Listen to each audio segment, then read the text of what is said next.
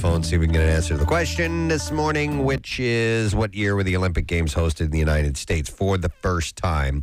And Kristen, our first caller in, so let's go to her. Hey, Kristen, good morning. Morning to you. All right, Kristen, the year that the Olympic Games were hosted in the U.S. for the first time, please. 1904. You got it. You got it. Hang on, Kristen. 4-pack of tickets to the Harry Potter, the exhibition, and something magical is coming to Philadelphia. Harry Potter, the exhibition, makes its world premiere due tomorrow at the Franklin Institute. Like, this place is going to, this exhibit is going to go all around the world. First place it opens up ever, right here in Philadelphia at the Franklin Institute. Tickets are now on sale at fi.edu. We'll go through some stories for you now. We'll begin with this. Supermodel Linda Evangelista has come out of seclusion 5 years after a botched cool sculpting fat freezing procedure that left her, quote, permanently deformed and brutally disfigured. The 56-year-old opens up to people in the latest issue about the emotional and physical pain that she has been in, saying, I loved being up on the catwalk. Now I dread running into someone I know. I can't live like this anymore, and hiding and shame. What is I didn't see it. Her reality is her reality, and I get it. And I get where, she was a model. But I have to say, I was expecting, okay, let me brace myself for what I'm going to see. I didn't. She looks okay. The words permanently deformed and brutally disfigured might be a little overstated. A little too much. But hold on. Where do we know where it is on her body? So she contends that there were, and she, like with the liposuction, tried on her face, all over her body. Cool sculpting. Yeah. Apparently, whatever happened moved around her body.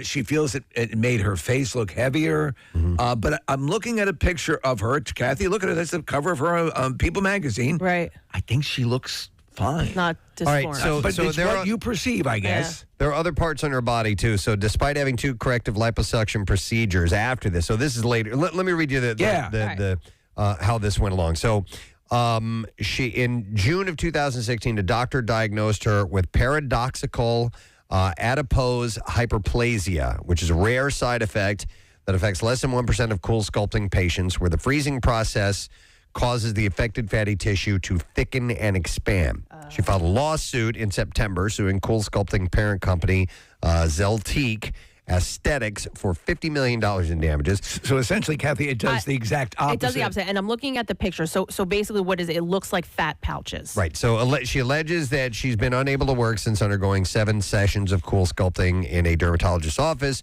from August 2015 to February 2016. Now, despite having 2 corrective liposuction procedures, it returned. The PAH returned. She says that it wasn't even a little bit better. The bulges are protrusions, and they are hard.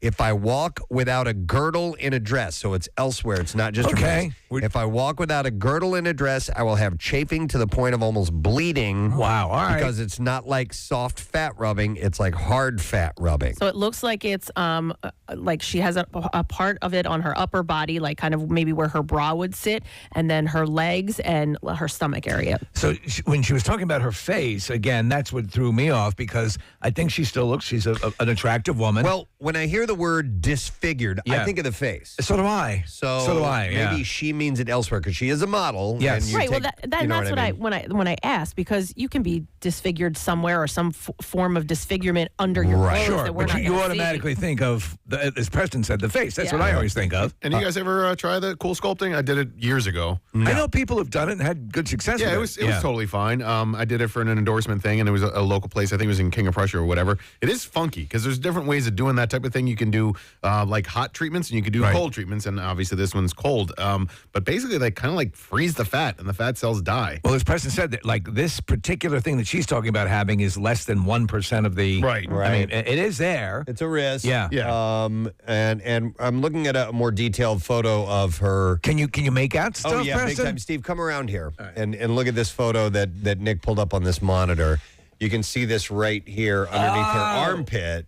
And behind her is a very large bulge, and I guess they can't get rid of it. So, well, that I understand. Again, I was, as you said, I thought I was going to be seeing, sloth. Yeah, her face looks fine. It's just she's gained some weight, and that's about it. So, all right. But anyhow, In a statement to People, a representative for Cool Sculpting says the procedure has been well studied with more than 100 scientific publications and more than 11 million treatments performed worldwide, and added that the known rare side effect like PAH continue to be well documented in the Cool Sculpting information for patients and healthcare providers. And Kathy, we talked about this when this story first hit light, and essentially they had told her, and they tell you before you do these procedures, or they have literature for you to read that says side effects may include blah, blah, blah. But you have to choose whether to read those or not, and it's a risk that you take. And that's part of doing stuff like that.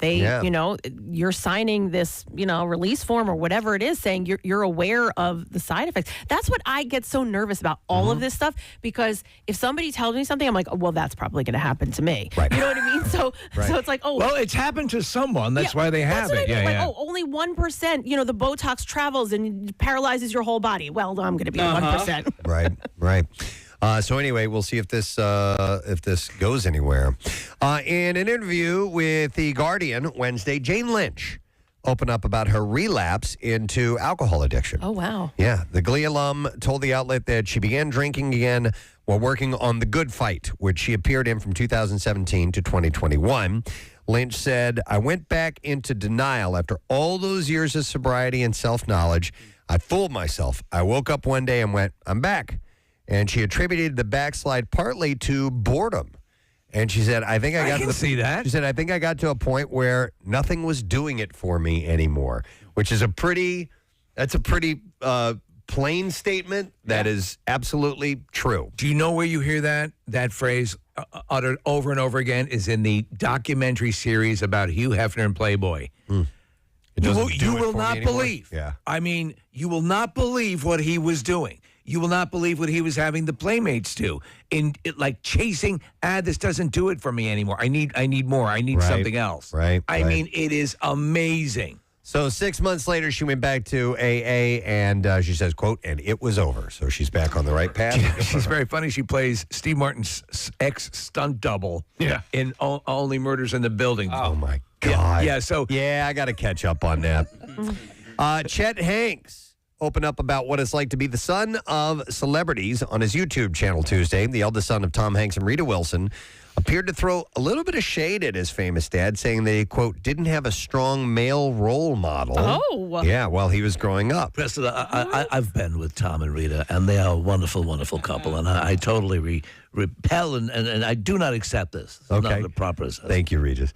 However, the 31-year-old rapper admits that he is, quote, very blessed, explaining, I got to travel the world, stay in nice hotels, fly in private planes, but fame, he says, is a double-edged sword. He said, you got to keep in mind that fame is the most powerful drug known to man. It can also be the most destructive. It creates a lot of jealousy and a lot of envy. Yeah, he does say good things about his dad. Like he says that he wasn't handed everything. Like if he wanted something, he would have to work for it. Right.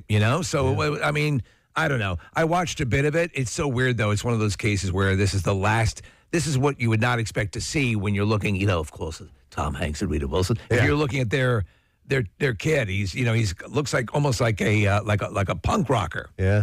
The video is tagged as being part of Chet's fitness program, which is called Hanks Fit. Oh, God, it sounds great. So we'll see if that goes anywhere for him. How do I sign up for Hanks Fit? Wendy Williams has appeared in a new video posted to a new Instagram account to let fans know that she's doing fine. In the video, which is recorded by her son, Wendy is walking on the beach wearing a black hoodie. She said, I'm going back stronger. At 56 years old, certain things happen to people. We have a clip of some of this, of her walking along, so let's listen to a little bit of it. I'm doing okay. They're on the beach, by the way. Yeah. So. Beautiful sky. I'm here in Florida, and I come here often. I've got real family, and it's very peaceful being here. Like, I want to be all I can be, and then get back to New York and get on down with the Wendy Williams Show. Her publicist also released a statement to Page 6 saying that she thanks everyone who has been patiently awaiting a return and believes that, thanks in large part to the love and support of her son, her family, her new team of doctors, and a change of scenery, that she's on the mend. So I watched the video, and she seems completely cogent and not, we had heard some pretty horrific things about the state she was in. I think she looks fine. She just is a recent franchisee of Hank's Fit, Preston. Oh, really? She's very happy. Good for her. Things are on the rise for her. No, but I mean, there were rumors of possible early onset dementia and stuff like that. That she was wheelchair bound and all this. No, we'll have to wait and see. You can have those problems and seem normal, right? Of course. So let's wait. Well, she was fully naked. That was it. No, she looks fine. She looks better than she's looked in a long time. Meanwhile, reports say that Wendy and her ex-husband Kevin Hunter are getting close again. Oh no! Don't do that. A source said Wendy has no one in her life but Kevin. She never had close friends and hasn't spoken with her staff in months. After her mom died, Wendy didn't even have a family. All she has is in Kevin. All she has in Kevin and the son they share together. I think it's supposed to be all she has is Kevin and the son they share together. I'll be your friend if she stays away from this guy. Remember, he had the side action. Yep. The side action comes down. I think she gave birth at Lankenau, didn't she? Did she? Yeah, I think that was the case. Yeah. Really? You know anybody who doesn't really have any friends? Probably, but I can't think of any right now. Like, I could see this easily happening. I know somebody who doesn't, and is a very nice person, but just doesn't keep friendships or have good friends. Maybe has acquaintances. Really, like Charles Manson had friends. It's got to be. How do you end up? And I don't think it's, at least for the person I know, I don't think it's anything. I don't know. It's not anything that they've done or it's just the way they live their life. Sure. But I can see easily running back to that one person that is your friend. Well, you also have to put yourself out there a little bit and allow yourself to be receiving of friendship. You have to cultivate it a little bit. Yeah. And some people, I guess, who don't do that, don't get that. Manson, whatever you say, was great at parties. In other news, he'd bring the dip, At least he had that. I made it myself. Here's what I do. I use some onion soup and I put it in sour cream. See? Thanks, Charlie. Manson give me the recipe. By the way, the source continues to say Kevin is back in her life again out of necessity. He might not have treated her right in the past. Oh, yeah, that's a given. But when he was in her life, none of this crazy stuff happened. He would never have allowed her bank to freeze her assets and would have made sure that Wendy went to work each day. I don't like any of this. Not only will I be her friend, I will represent her in court. You don't even have a law degree. I don't even have a law degree. How about that? But someone's giving her bad advice. All right, the engagement has been called off apparently between Shailene Woodley and Aaron Rodgers. Nothing is over! Nothing is over! Yes. It's not over. We're still engaged. Now come over here and look at Modern Bride magazine with me. Apparently, their relationship had odds stacked against them from the get-go. Coming with me tonight. We're going to do wedding cake tasting. Wedding cake taste testing. Test tasting. It's hard to say it with the wounds I've had in my mouth. Charlie went all nuts on my mouth, electrocuting me. Give me this horrible lisp. Charlie put his nuts in your mouth? Dear God in I heaven. never said that. That's how bad it is. Charlie never teabagged me, man. Wow. That was the one thing Charlie didn't do. He was more a Buckeye. Yeah. That's what Charlie didn't do. The source said they fell hard and fast, but it was a mismatch from the start. It did seem like that because she's very trippy and hippie-ish, and he's a jock. player. However, and this is what kills me, Preston. When I saw them together, they look like a nice fit. So the source said Aaron's a complicated guy. No one in their circle is surprised that this didn't work out. In the bubble of the pandemic, it was easy for them to fall in love and focus only on their relationship, but that's not real life. The bubble in the pandemic and the various things. Earlier Wednesday, another source confirmed to people that the NFL star and the actress had split just over a year after he made the surprise announcement that they were engaged. The source said it was an amicable split and it just wasn't working. How would you say you and Rochelle are very similar? Are there more similar? Yeah. Yes, in what entertains us, in what we like and dislike. Our hobbies may be different and things like that, but yeah, we see eye to eye on a whole lot of stuff. There's a healthy percentage that's different between Claire and myself, and there are things that we both really enjoy. Right. I don't think you have to have a 100%, key and lock fit. Yeah. But the source said they're very different people with busy careers, and there were obstacles that they couldn't surmount. They will remain friendly. There's no bad blood. There is no friend. It didn't work out for them. Earlier this year, a source said the pair oftentimes agree to disagree on subjects where they didn't see eye to eye. They're not talking about their politics, and they never really have, said the source. They disagreed on a lot of things. Early on, they decided to agree to disagree about things and not debate them. When they began dating Rodgers in 2020 during the pandemic, the athlete announced their surprise engagement in his acceptance speech when he was named the league's MVP during the NFL Honors broadcast in February of last year. I heard that she didn't know what she wanted, but he knew what he wanted. I want what they want. There you go. And that's how it works out sometimes. Okay, so she may be the host of the Kelly Clarkson Show, but you can call her Kelly Brienne. Okay, I'll do that. To documents obtained by The Blast, the American Idol winner has filed to legally change her name to Kelly Brienne. So, all right, legally, but professionally, she'll still be Kelly Clarkson. I would hope There's no way so. they're going to change the name of the show. You got a brand there that's solid. Well, has anybody ever changed their name? Like after, like you said, you have a brand, ever changed their name and been successful with it? John Cougar did. So he was, his name is John Mellencamp. He changed it. Yeah, and he hated, I remember reading an article just recently. He still looks back on that as a total embarrassment. The record company made his him manager wanted him, who was David Bowie's manager as well, wanted him to change his name and have a kitschier name to it. So they went with John Cougar. And then eventually he went John Cougar Mellencamp, and then shortly after that, he just dropped Cougar altogether. He thought it was stupid from the get-go. There are people that have been able to do it, but that's the only one that comes to mind. Schwarzenegger was originally Buzzy Fuller. Okay. So it's not, there's precedent. Okay, I just don't understand this, though. I mean... So according to the outlet, Clarkson wrote on the form filled out February 14th, my new name more fully reflects who I am. I don't understand either. Is that her maiden name? I don't know. No, her regular name's Clarkson. Yeah, because she was on American Idol. Clarkson. Doesn't make any sense. Maybe it's just a stage. Okay, it says Kelly Brienne Clarkson, American singer, blah, blah, blah, blah, blah, blah. Brienne's her middle name. Yeah, I don't get it. So she just wants to drop Clarkson? I don't like it. I don't like this I don't like it one bit. All right, is she estranged from her family? No, I don't think so. She needs my brand management company to step in. All right, I'll provide legal service, Kathy. Yeah. And you can be her life coach. KR nonsense. Brand manager. KR. Wear this jewelry. Here, wear this jewelry. Yeah, it's about $100,000 worth. Problem solved. Here, stick your fingers in this motor oil. Wait, you know what? Change your mind. Let's I'm do standing something behind you different. with an X-Acto knife, and I'll do your tracheotomy. I don't need one. Yeah, you do. This is Steve. Yeah. Pete Davidson has rejoined Instagram. Page 6 reports that a new profile for the Saturday Night Live star went live on Wednesday, just days after Kanye took to the platform to insult the comedian. At press time, the @PMD page had already gained 440,000 followers, but hadn't posted anything yet.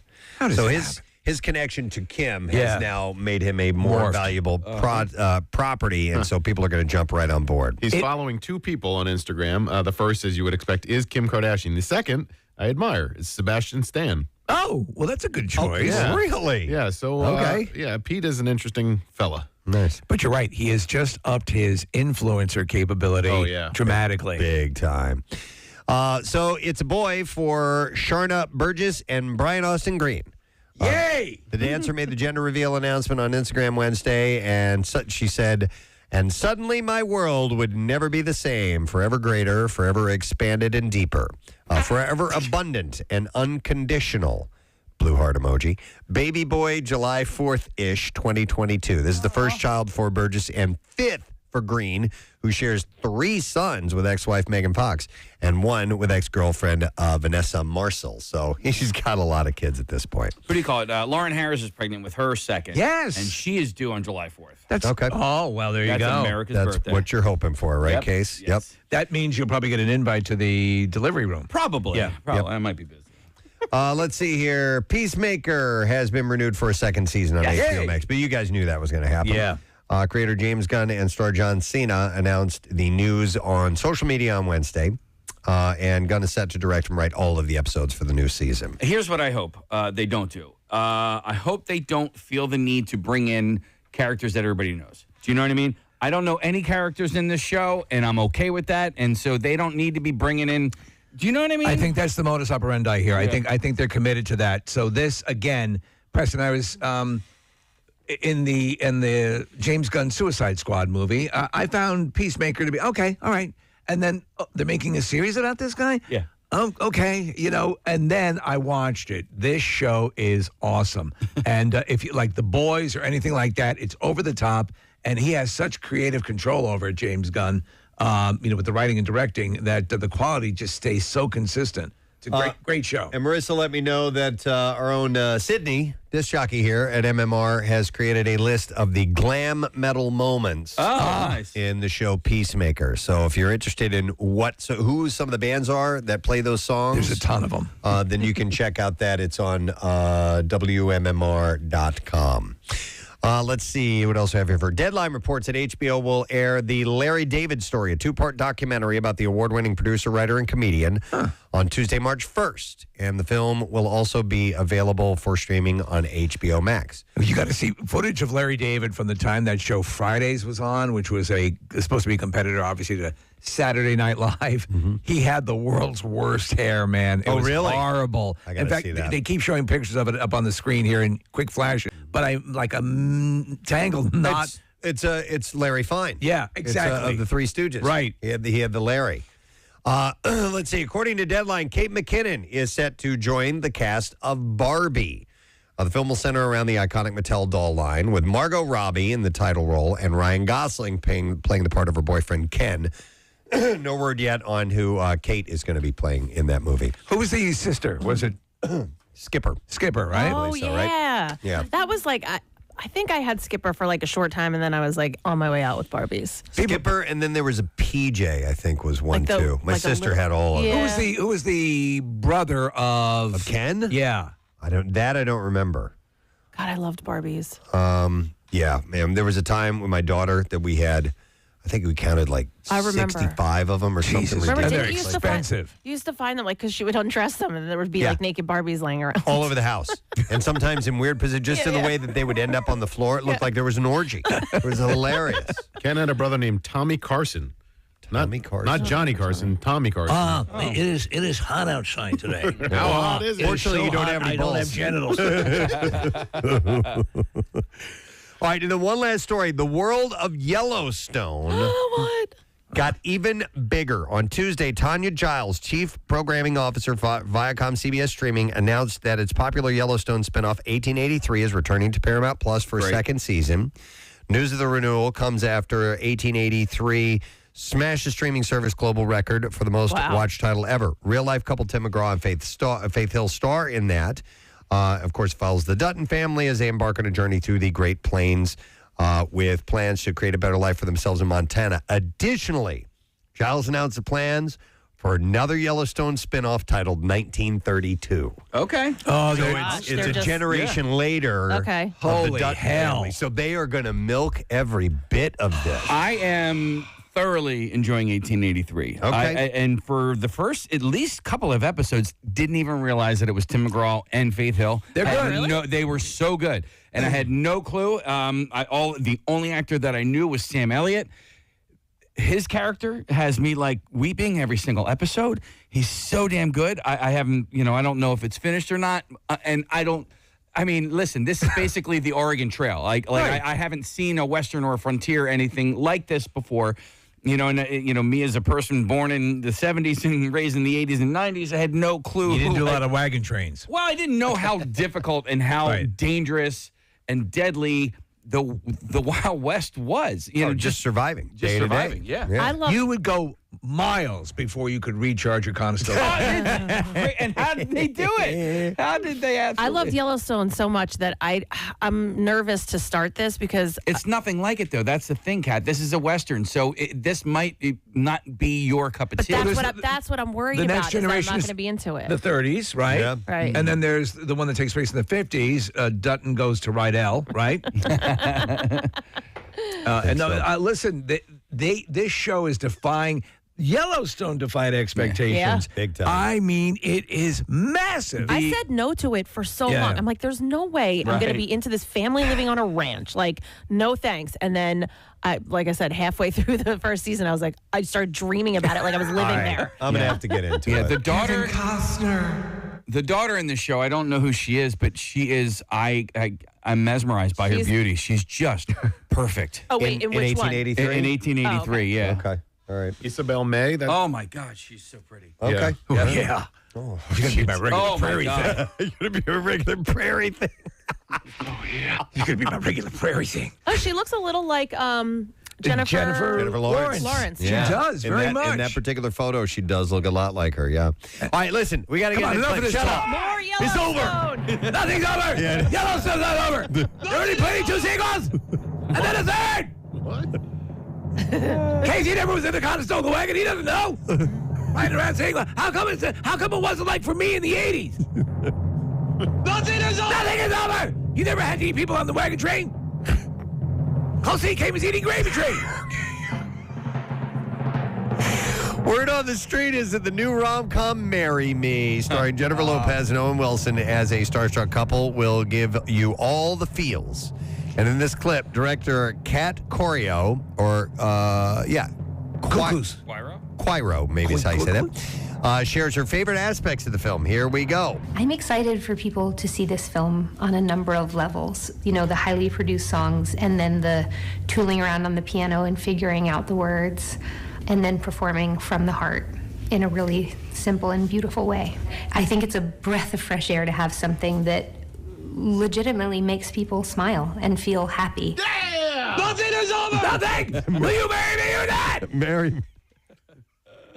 Our wagon train is waiting. Marry Me is in theaters and streaming on Peacock. Casey and I watch. Yeah, we watch it. It's enjoyable. Listen, I'll probably watch it this weekend. It's a safe movie. There are no surprises. There's not one single surprise, but it does kind of make you feel good, and that's the goal. It's like a Hallmark movie. There we That's go. right. Exactly. All right, here's the next clip.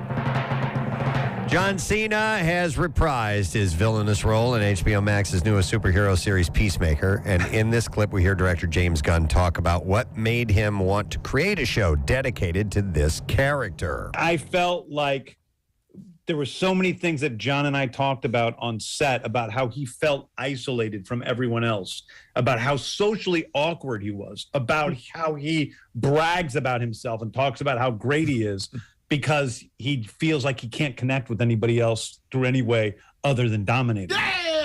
The season 1 finale of Peacemaker was released today at midnight to HBO Max, so you guys will be able to watch it today. So just by happenstance, I was watching an episode about 4 or 5 in, and my wife comes down, and I didn't figure this would be the kind of thing she's into. She sits down and starts laughing because it is legitimately funny, and we rewatched the whole thing from the beginning again. Yeah, it's that good. All right, that's the entertainment report. We got a break. It's already 10 minutes after 7 o'clock. We'll come back in just a moment or two. Time is irrelevant! On this very warm. Nothing is over! Time is irrelevant! Warm Thursday morning. Stay with us. We'll be right back. Preston and Steve. On 93.3 WMMR. Nothing is over! MMR Spotlights, the best rock and film. Banks had a major wardrobe malfunction that may have escaped viewers' notice. Nice beaver. Are we sure that's what it was? The 46-year-old told E.T. I can see a beaver! I think it was the 3rd or 4th episode. I walk out, my hand is on my back, and I was holding my dress together. It was not zipped up. And I did not have on any of my jewelry. OMG! Yeah, what is that, a Muppet between your legs? Yeah. Actually, she does look kind of bare without jewelry. Yeah, you're right, because they usually bling them up on that show. Well, she's been a complete success during this whole run with the screwing up stuff right and left. And she must have been rushed for whatever reason. Mm-hmm. Remember my wardrobe malfunction when my knocker fell out? No. Excuse me? Was it dancing? Salsa dancing. I remember. It was a halter top, so it clipped behind my neck. Yeah. And I was in the middle of a performance, and it snapped off, and it literally just fell down. And I remember the move. I had to drop to the floor in like a count or two, and so I went down early. And like I remember my partner looking at me like, "What are you doing?" And I had probably 1 or 2 seconds to snap to put the snap back together, and sure enough, it happened, and I put it together, and I was ready to go right after. I don't know how that happened. Were you at Parks or something like that? No, I was at the dance studio La Luna in Ben Salem, and it was on video, and we did have the video, but I made the guy who had the video kind of blur out my nips. Nips didn't show, so you'll never know if they're pink or brown. Damn it, we were so close. No case, my nips didn't show. I was at a friend's wedding one time, and there was a couple out on the dance floor, and this woman's boob was there just dancing along. Her boob's just hanging out. She had no idea.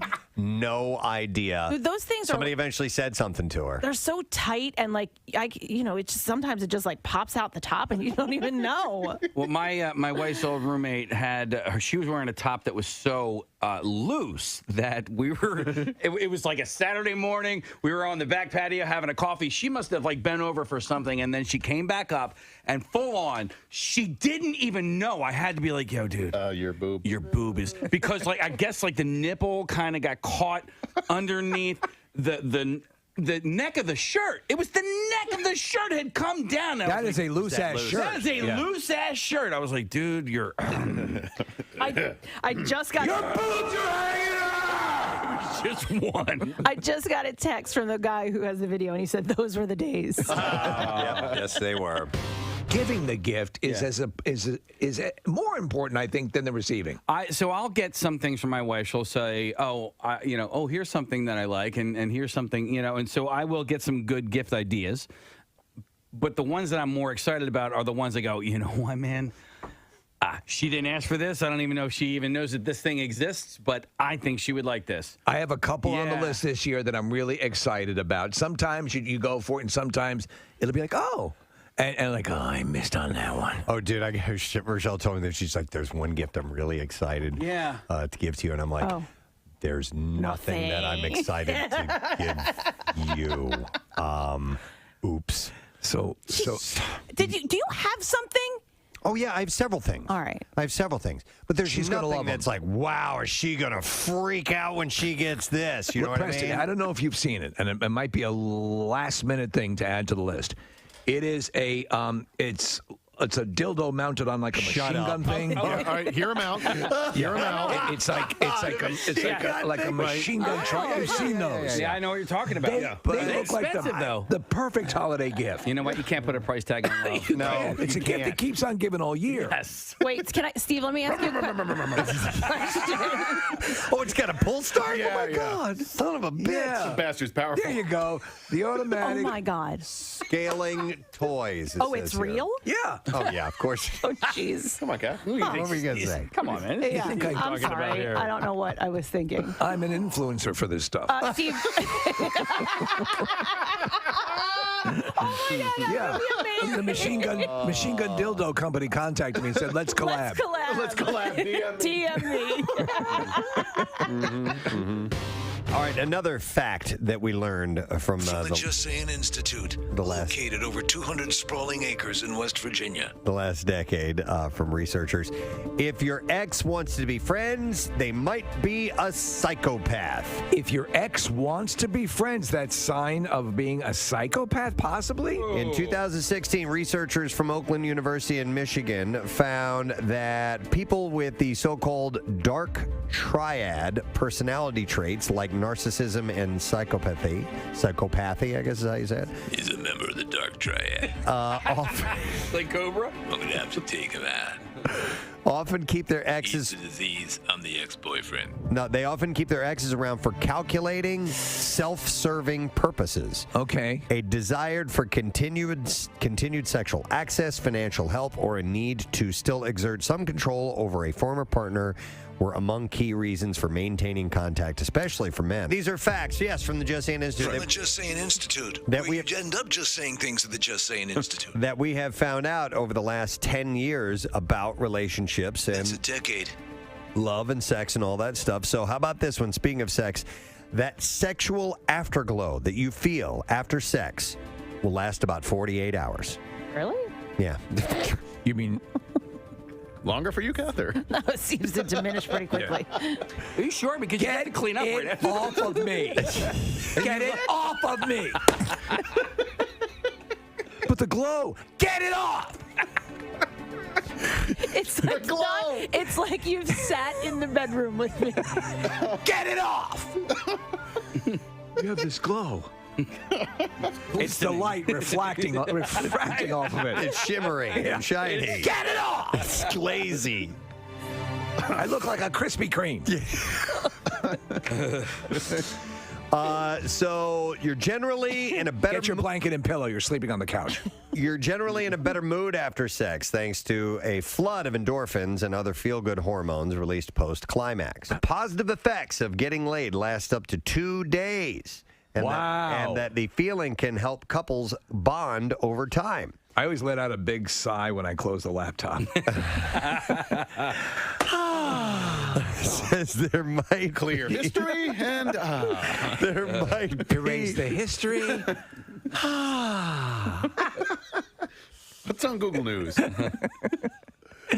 There might be an evolutionary reason for the 48-hour shelf life.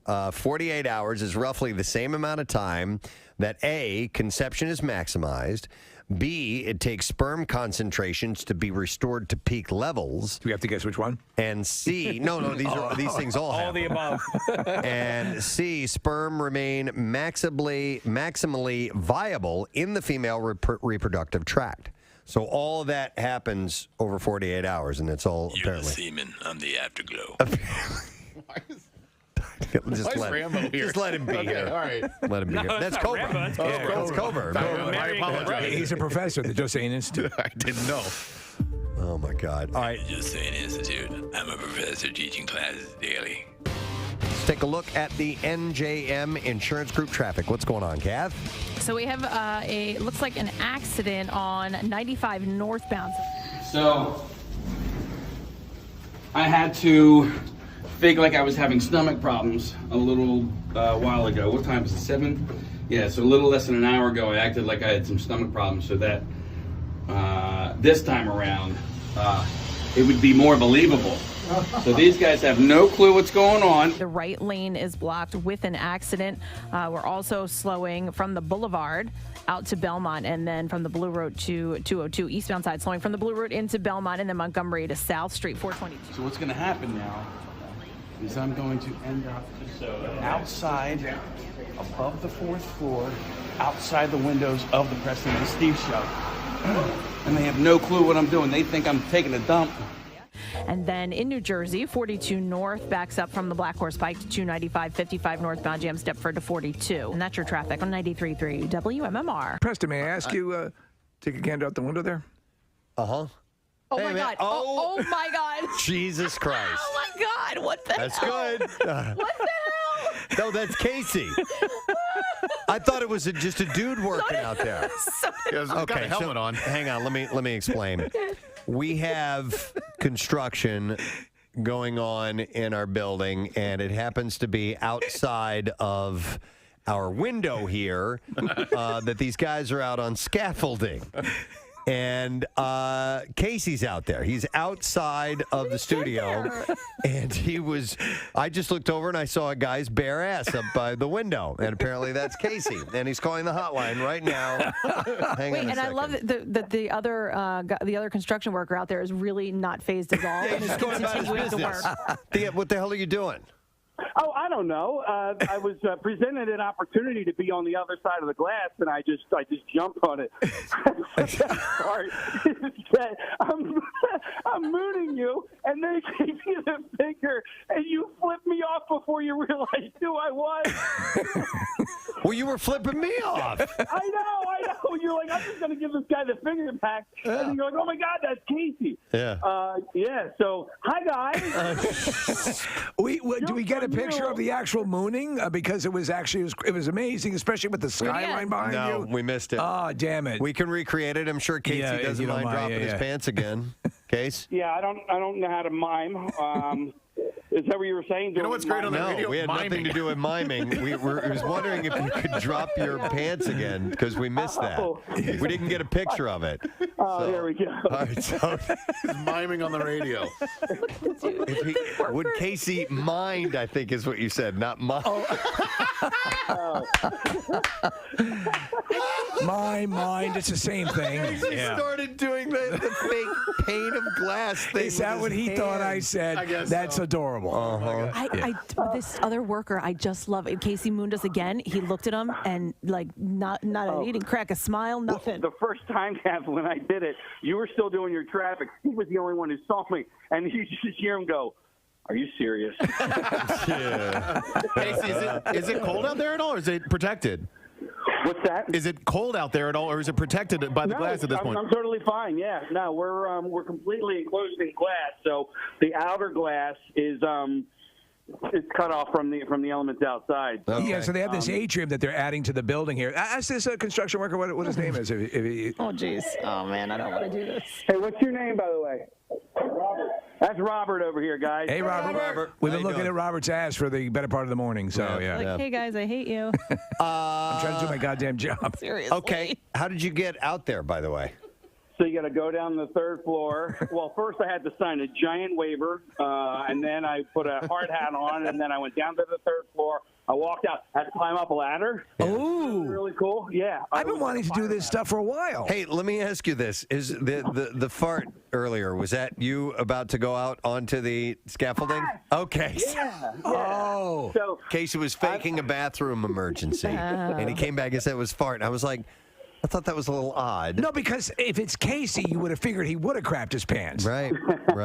Okay. Yeah, so I thought I was going to be out there earlier, but what I actually had to do was go through all of the legal stuff of signing my life away. But at that point, I thought I was coming outside, but I wasn't. So this kind of stuff, construction. When you see this, you just want. I think it's cool. Like that's why we talked about Diggerland or whatever it is. Anything with the equipment and cranes and stuff like that. Look at you. You make a good construction worker. You look good in your hard hat and everything.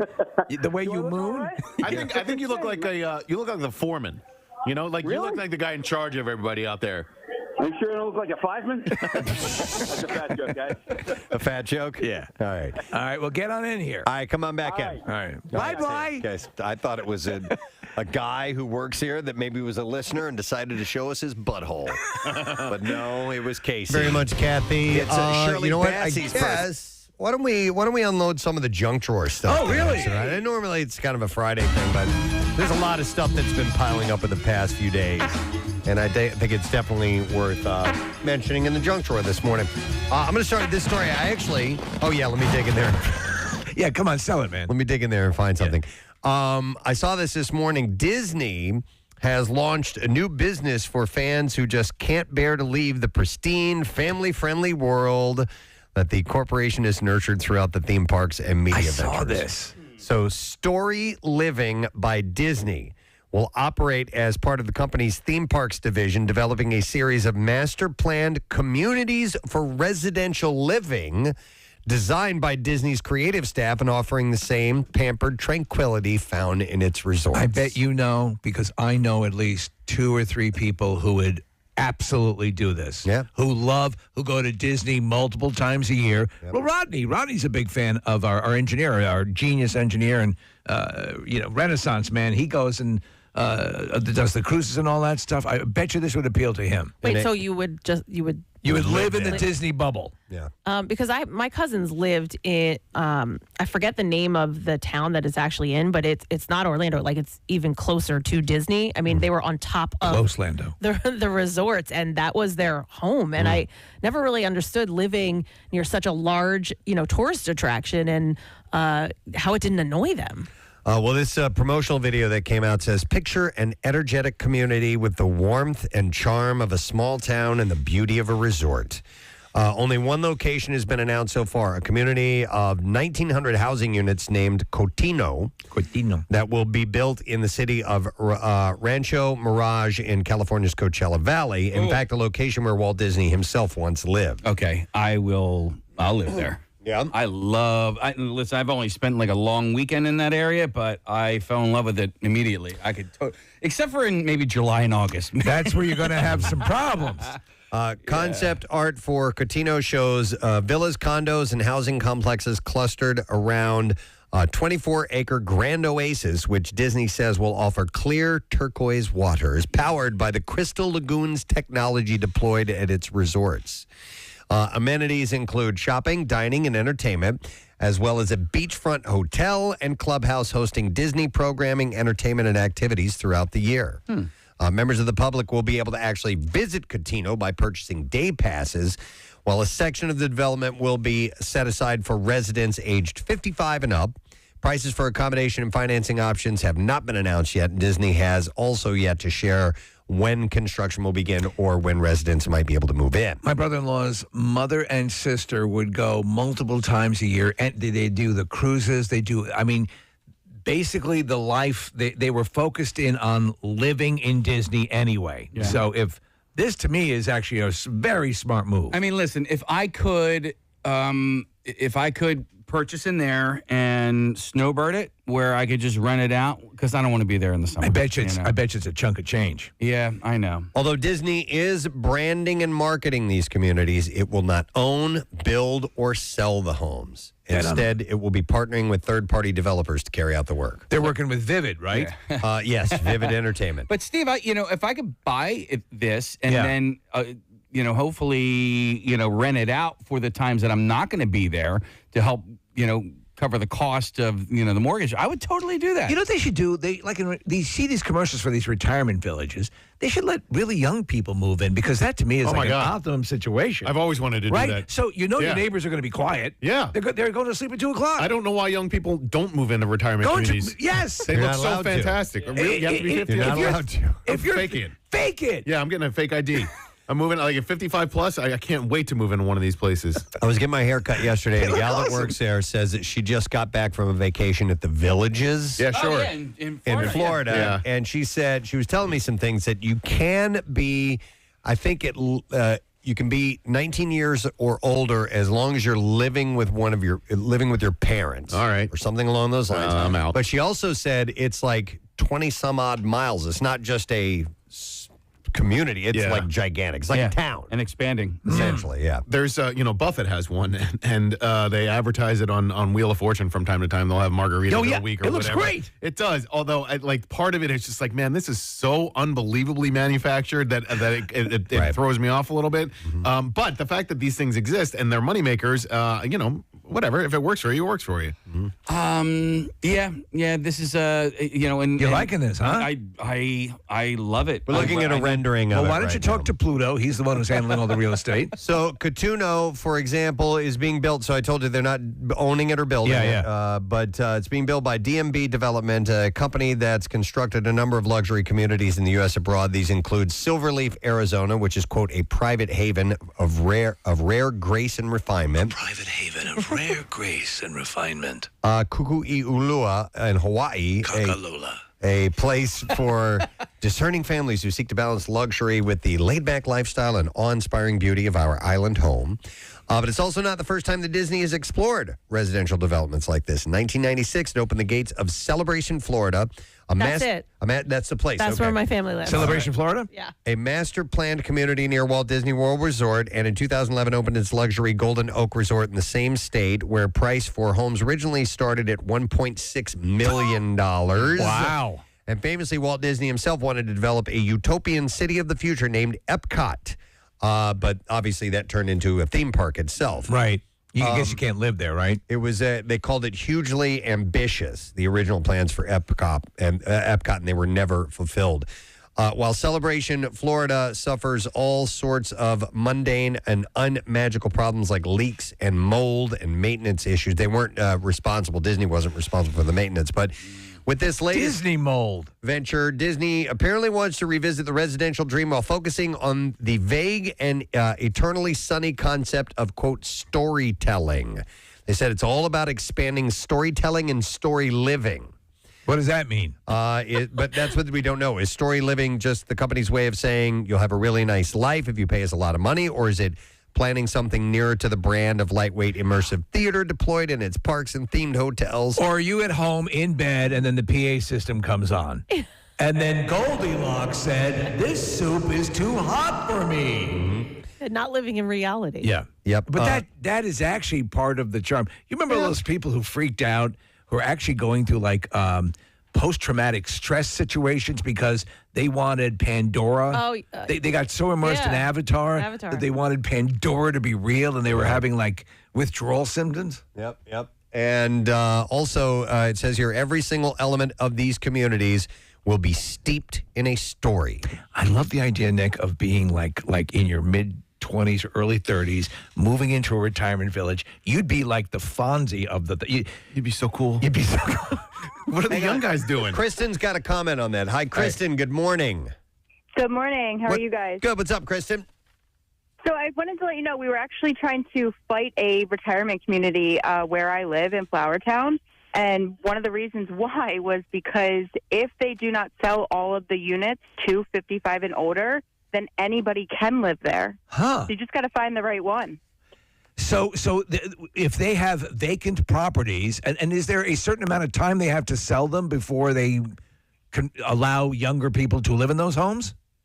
I think it's just like a normal time frame. All right. Like, I don't think they'll let them sit there for 2 years. But Do they have to dress as old people? Yeah. Do they like fake No, what rings? if the people who bought into a 55 and older I know. bought it because it was 55 and older, and now all of a sudden these young 20s are coming in? What? That doesn't make sense. Yeah, it's a shame. Cake stands. Kristen, can I ask why you wanted to fight this community from being built? Because it's actually woods right now, so the goal is to try and keep it woods and have it not be as developed. And they were trying to put like 70. You just want less development in your area. Okay. Yeah, I got you. There are no animal retirement facilities, right? Where you hit a certain age. Not that I know of. For dogs 6 and up. There's a farm that I've heard Right, about. yeah. They run around and it's amazing. My dog Now, went you there. The other may animals. confuse running around for decomposing. There's an elephant sanctuary in Tennessee. Is there? Yeah, they have a great ivory shop out there. No.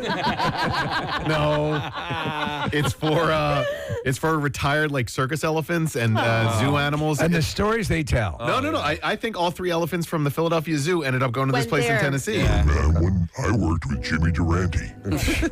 But I believe there are more elephants in Tennessee at this point than there are in like Uganda or Isn't something. that funny? Like that. Yeah. Wow. There are more elephants that know Dolly Parton than don't. All right, so I don't know when this will be built, but if living in a Disney community is your dream, maybe someday that dream will become reality. What about a Harry Potter village, Preston? What would you? That'd be amazing. What community would you live in if you could have it based around a movie series or pop culture or something like that? Rambo. Yeah. Here's cool. There's enough movies. It's in walking distance. Yes.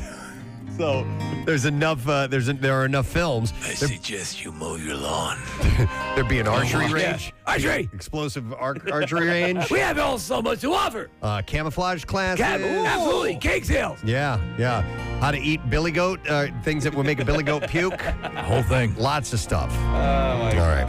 All right. I have other stories in from the junk drawer. Let me dig in there. Kathy set me up with this one. I didn't have a chance to go through all the details, Kath, but I did see it on the news this morning. But this is from the Bucks County Courier-Times. A new basketball player in the area. Her name is Megan Bissell.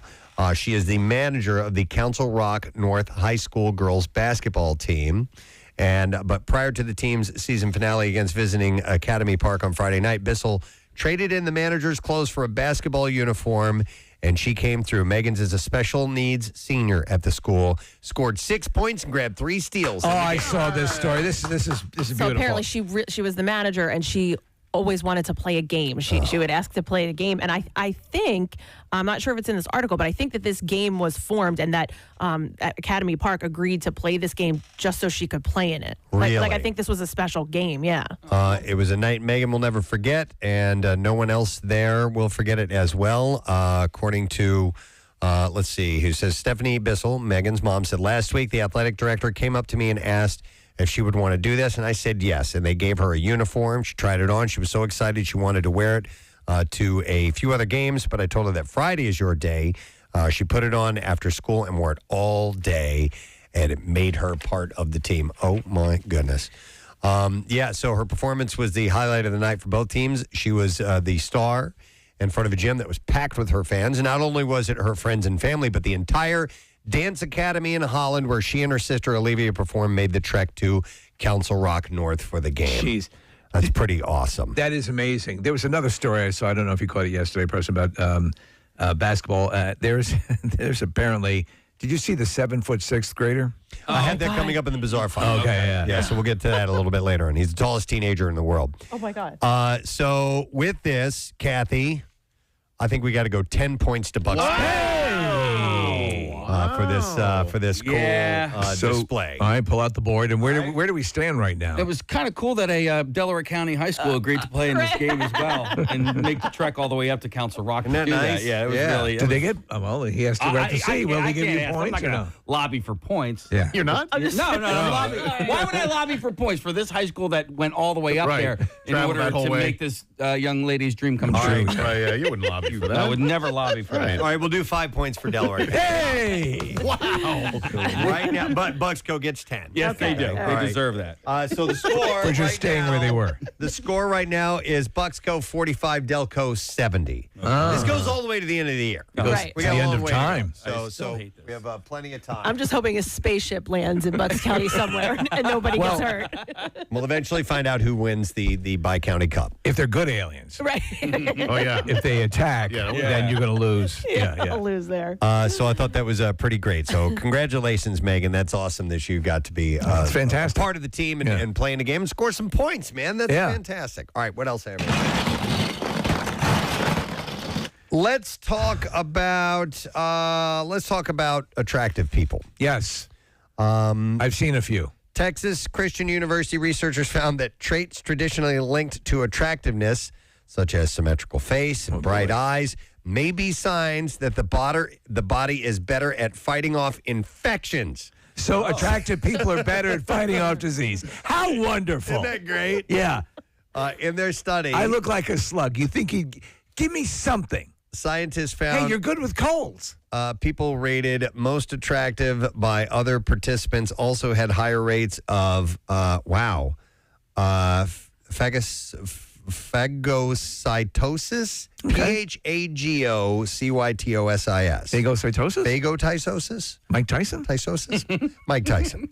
The process by which the white blood cells destroy bacteria before it can make someone ill. It has long been suggested that good-looking people are healthier as, for example, people with symmetrical faces are less likely to have had developmental problems in the womb and during childhood. They couldn't sit on this story. They couldn't just sit on this story just to make most people feel better. Feel better? Okay, maybe I'm not good looking, but I know I'm probably healthier than that guy.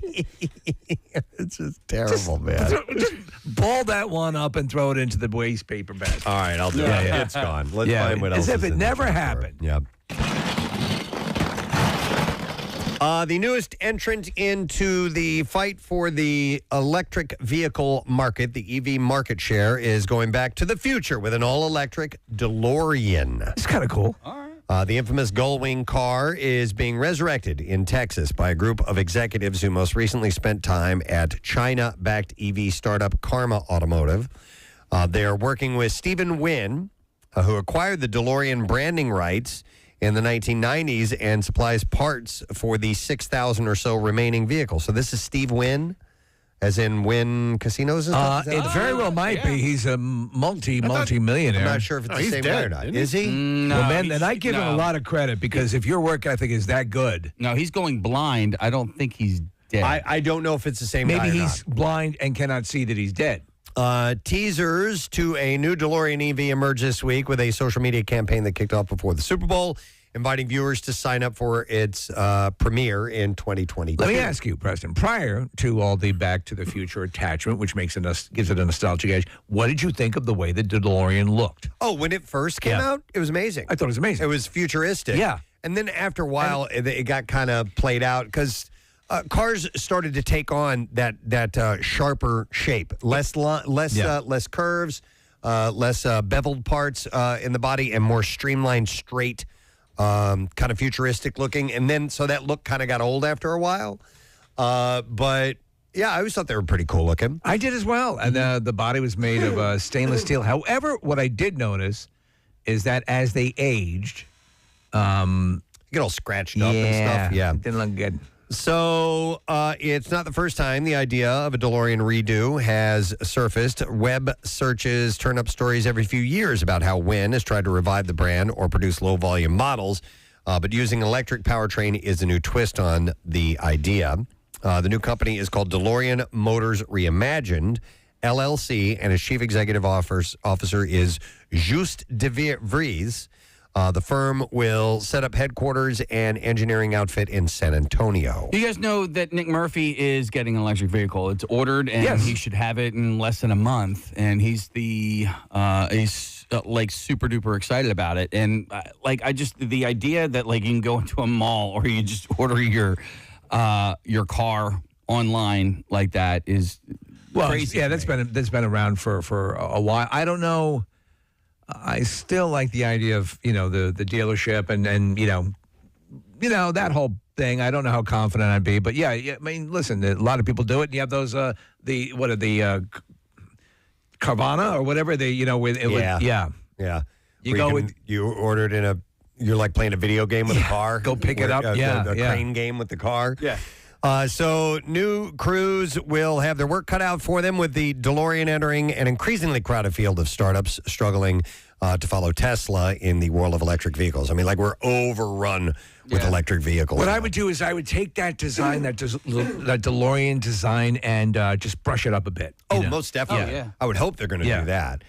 Because don't rely on the nostalgia to move everything there. So the new trend in headlights, if you notice, like they're really, really slim. Do you know what I'm talking about? Like when you see like grills of like these new cars, they're not the boxy old headlights that you're used to. They're not your grandmother's headlights. They're not. I saw a quick story on headlight technology and how they are actually working on the ability for the car to sense the dark parts in your vision, right? And be able to target the beams at a certain height, because your high beams obviously will blind people that are coming in the other direction.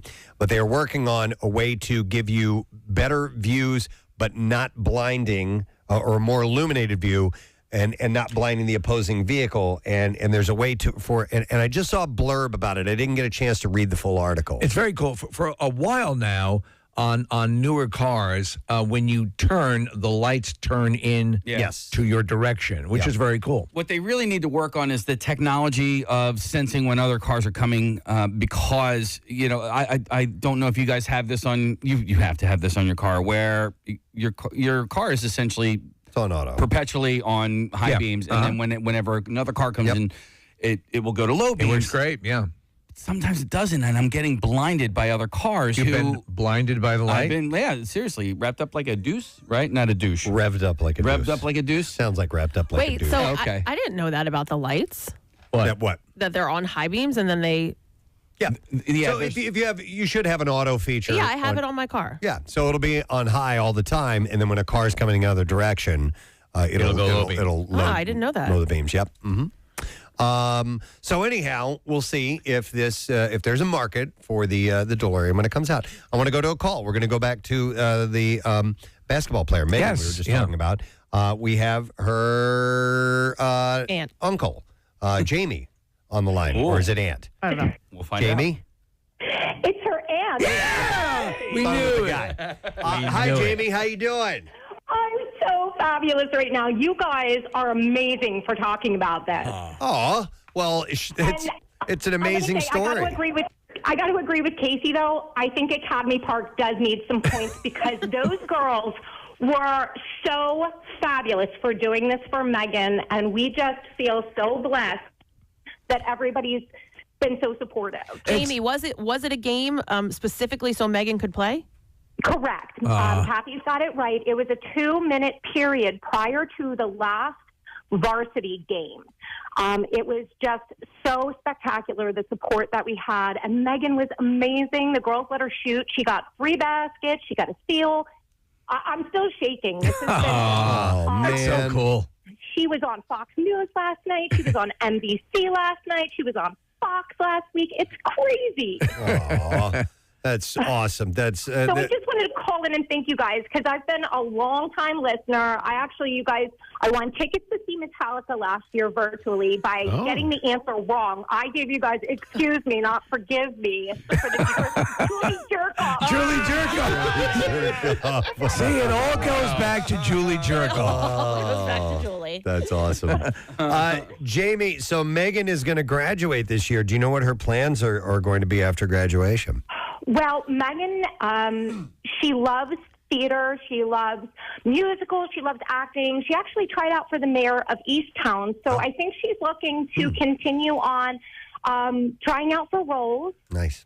She constantly is writing musicals and movies, and I think her goal in life is to meet Zac Efron at this point. I'm not going to discount that possibility with the way she's going, so that's awesome. I said, oh my gosh, somebody held up a sign at the game that said, "Go, Mrs. Efron." Wow. Yeah, well, we'll. Yeah, he needs to know about this. I'm sure he'd respond. Excellent. That's very cool. All right, Jamie, we're really happy for your family. Thanks for checking in this morning. Thank you. Take care, guys. All right, we'll see you later. This one's for you, Jamie. All right. Julie Jerkoff. There you go. Forgive me, Jerkoff.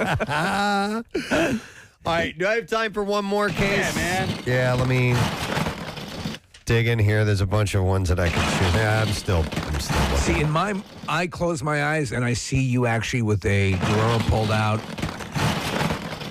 Then it works. Yeah. Theater of the mind. All right, how about this? A guy named Paul Myhill, for the last year and a half, has visited and drank at every craft brewery and tap room in the entire state of Colorado. Wow. So what are we talking? 467 stops. Isn't that where Marissa's boyfriend got his start? Larimer, right? yeah. The Larimer was in Colorado, right?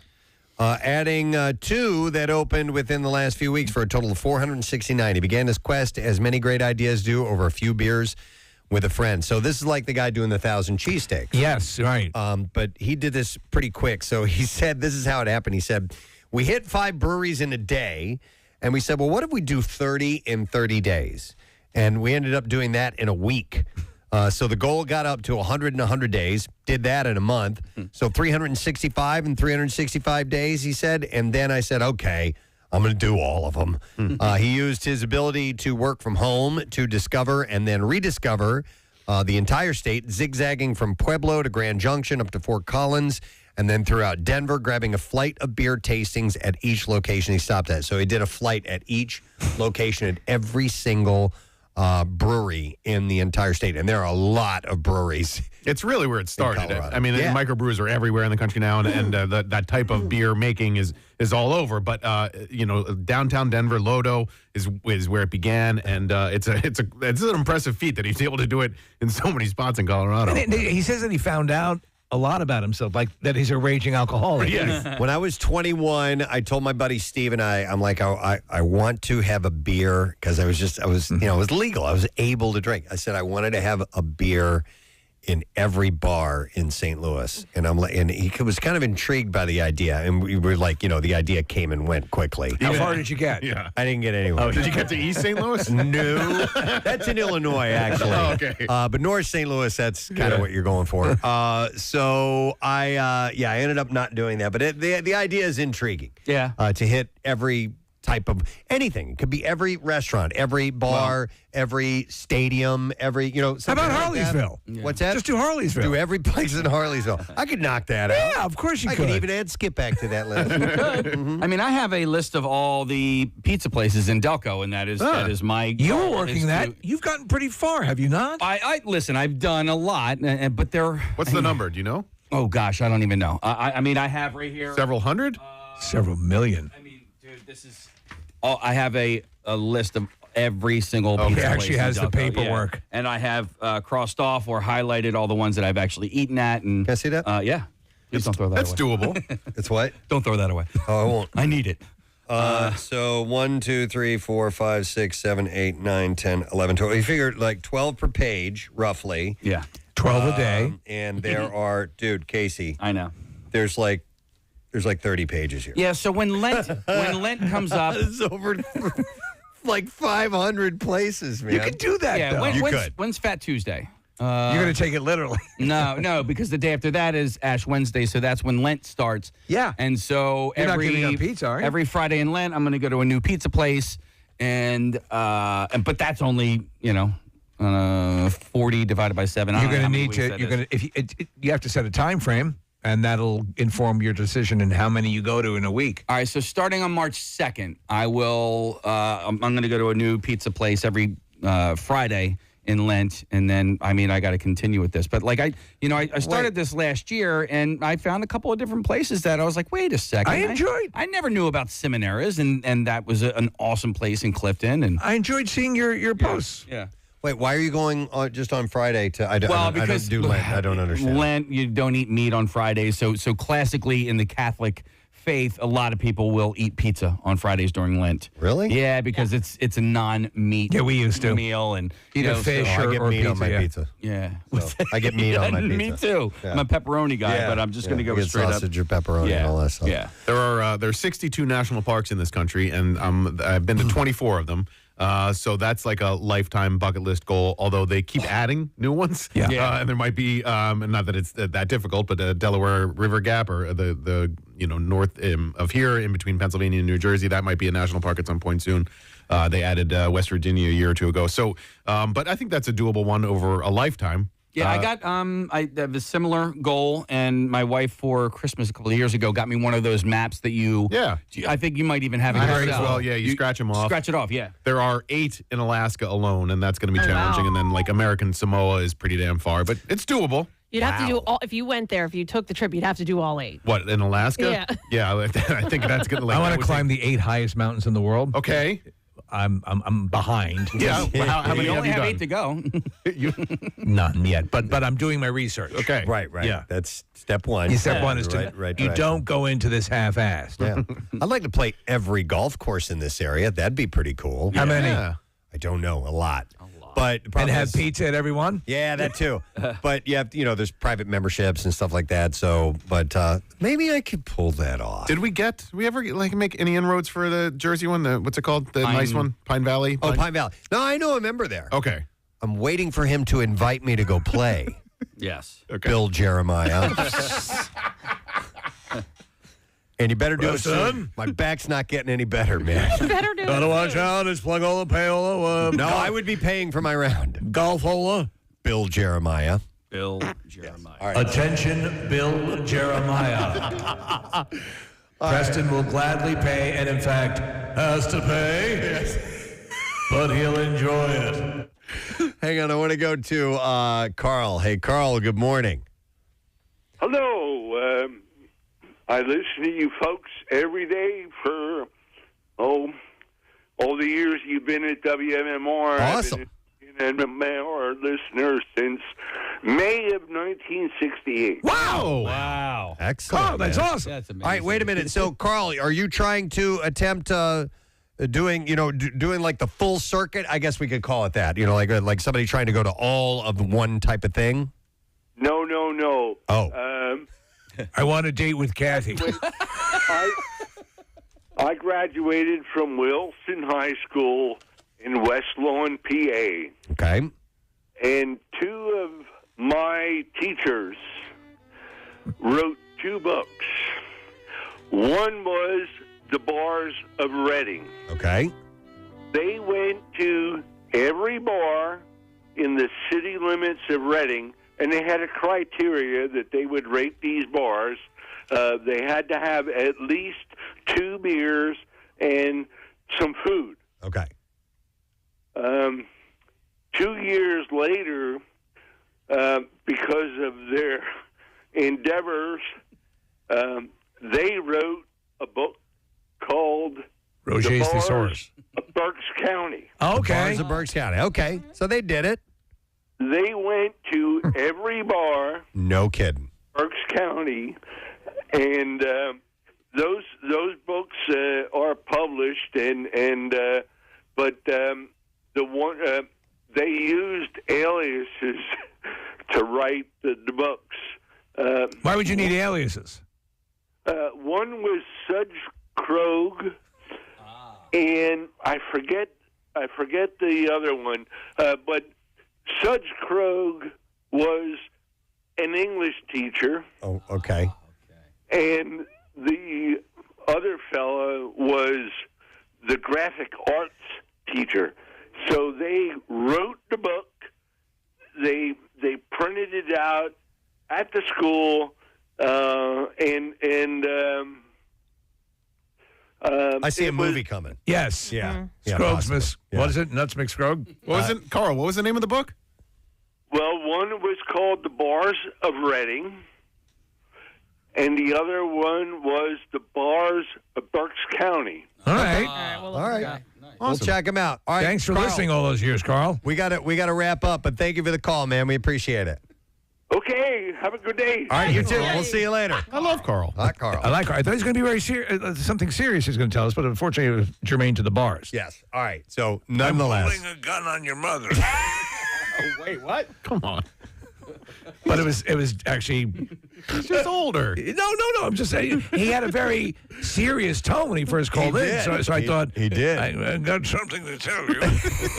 Back then, they were called saloons. But didn't you think it was going to be serious? But he was talking about bars. That's exactly what we're talking about. You guys been listening for 53 years, man. That's awesome. I have your dad here, and I'm holding a gun on him. Dad, is everything okay? He was going to have a ransom. Okay. Well, anyhow, I think this is pretty ambitious of this guy, but he did. He said he drank about 3,000 beers in the process of going to every single bar. I know, right? In Colorado. He said, I've got one hell of a liver, let's say that. And, that would I wouldn't mind tacking on some type of a finish them all list, you know. I know you're the full Monty. Primarily a spirits guy, right? So you're yeah, I'm more so than beer. Right. Yeah. But would you do you have enough of an interest or fascination in beer to go do tastings and things of that nature, or not even that? Not really. Okay. Yeah, beer's not my jam. Yeah, I know people who I don't drink beer, I don't drink wine, but I'm fascinated with the culture and this kind of accomplishment. I think is pretty cool. Yep. So maybe he'll write a book. We'll see. All right. That's all. Yeah, that's all we have time for in the junk drawer. We do need to wrap up and come back in a moment because we got some bizarre foul stories on the way, and we also have comedian Bruce joining us in about an hour or so. So stay put. We will be back in just a moment.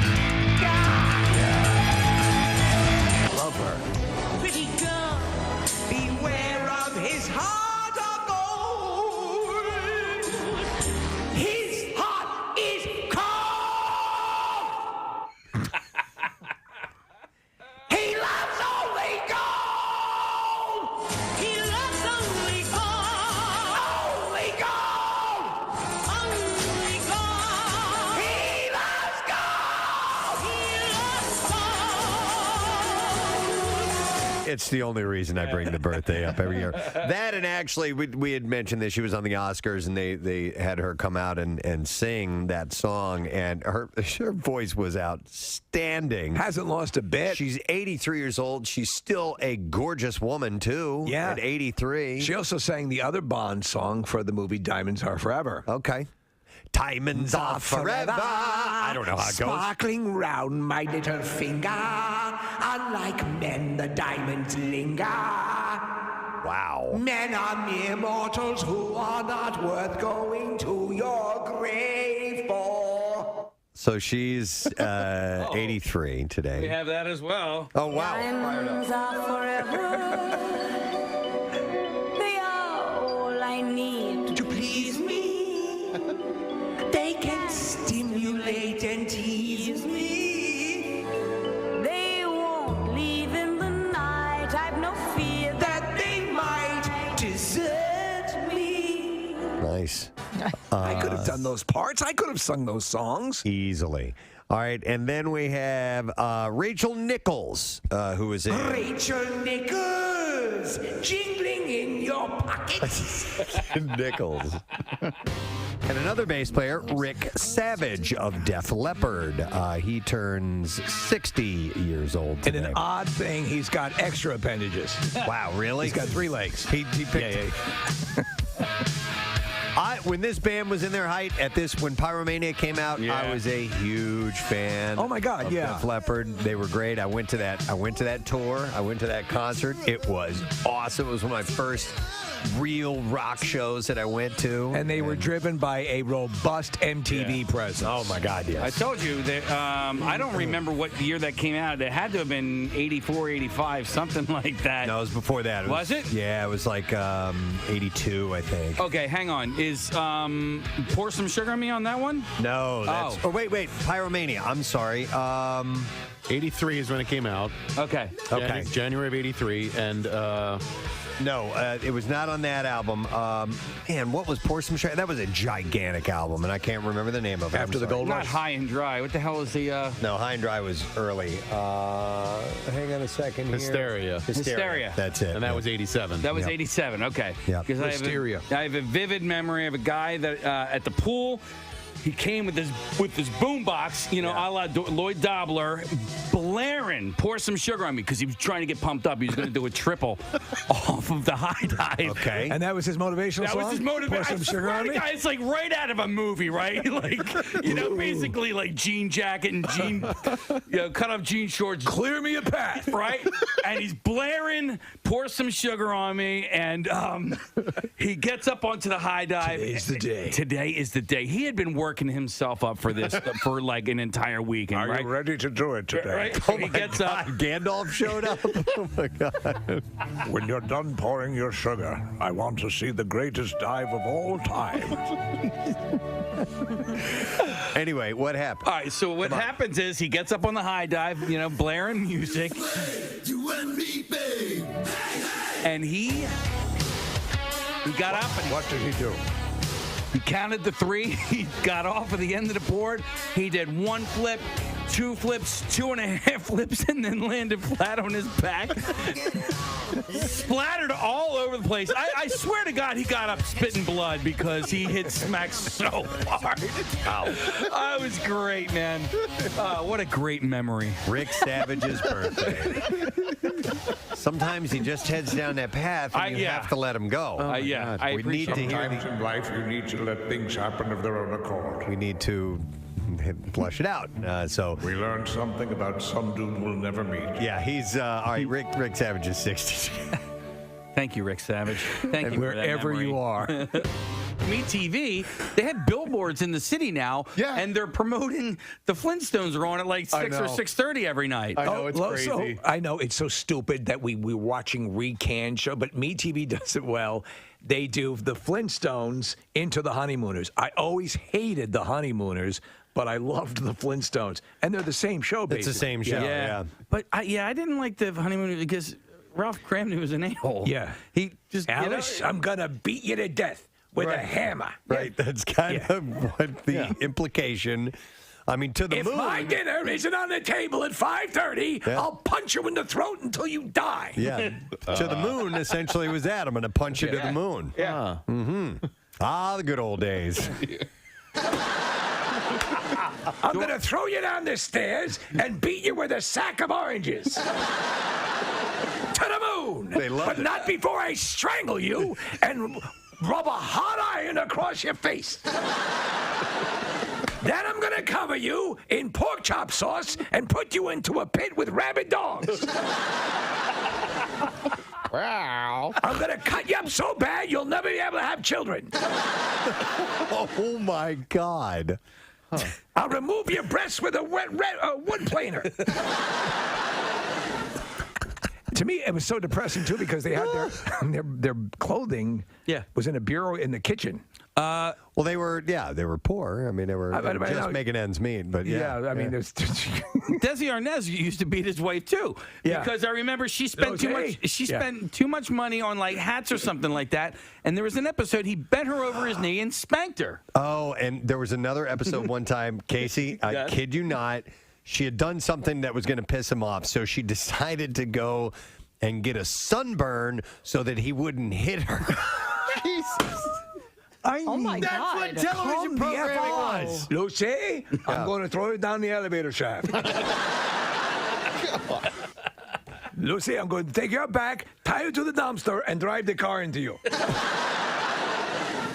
Ricky. 1950s programming, Wow.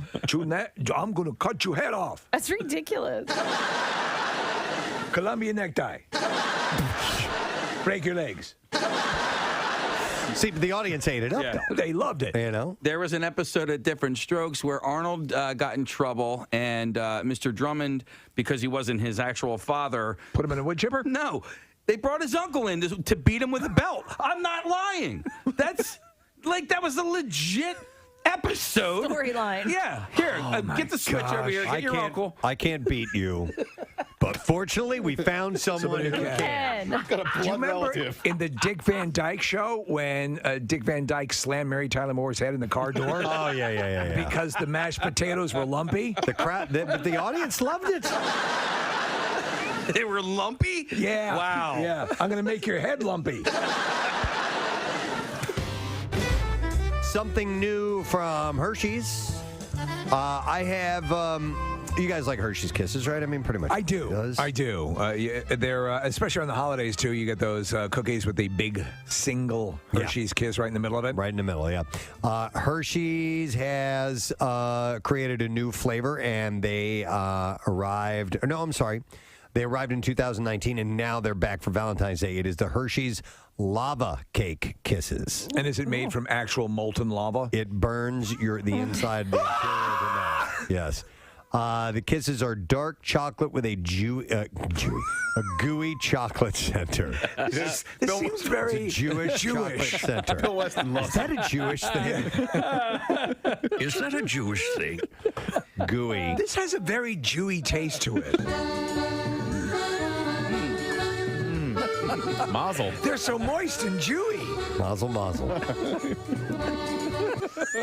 Of course I would say that. Is that a Jewish thing? Oh, my God. And there goes the second. It's a wonderful cookie with the taste of Israel. The kisses are dark chocolate with a gooey chocolate center. Is that a Jewish thing? Not a Jewy chocolate center.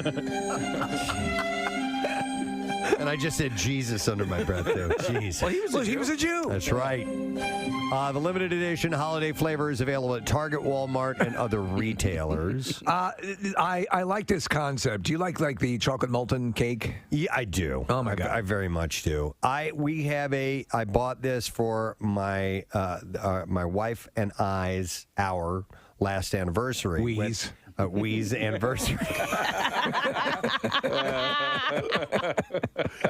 And by the way, if chocolate has a discolored look to it, does not necessarily mean that it's bad. Yeah. Yeah, I did read that a while back. That doesn't mean that. So what does it mean? It's bad. Somebody look even it up. Jewier. I don't. It's. Oh. It's kosher. Okay, all right, that's what it means. Yeah. So, Preston, just a quick thing on these candies, the ones that have the molten, is that a soft center? It's a gooey, center. Chocolate I center. like that idea. Yeah, I do too. Here we go. It says, when you see white or grayish film on the surface of your food, it normally means product has gone bad, but it's different with chocolate. When the cocoa butter fats in chocolate separate from the cocoa mass and rise to the surface, it results in something called fat bloom. You gonna eat your fat bloom? Are you gonna eat that fat bloom? Listen, if you're not gonna eat your fat bloom till I have it, it looks really good. Did I have So if it's white, it's Could I please have your fat bloom? It looks extra delicious. it might not be bad, but it's called fat bloom. I'm Right. gonna pass Yeah. on it. Okay. So let's just make a dessert, cut right to the chase, and fat bloom. One last thing. Marissa sent this to me. It involves booze, so thank you, Marissa. Red Lobster has added a specialty cocktail to their menu. Red Lobster is now offering a Bloody Mary, but with a twist in line with their brand. It comes topped with a lobster claw and one of their famous Cheddar Bay biscuits. Wow. And it does look quite yummy. So it's made from Tito's vodka, Marissa's favorite, and Bloody Mary mix that apparently is custom made by Red Lobster. The glass is then garnished with an entire lobster craw. One shrimp, an olive, a lime, a Cheddar Bay biscuit, and spicy seasoning on the rim of the glass as well. My mouth is watering. Really? That's working it for you, huh? Oh, man, a good Bloody Mary. Jesus. Murray. You and the Jewish thing. Jeez, oh, man. Listen, can I have a Bloody Mary and some of those Jewy candies? Bloody Murray. We should make a Bloody Murray. We should. Cream soda, gefilte fish, it's a Bloody Murray. Manny Shevitz.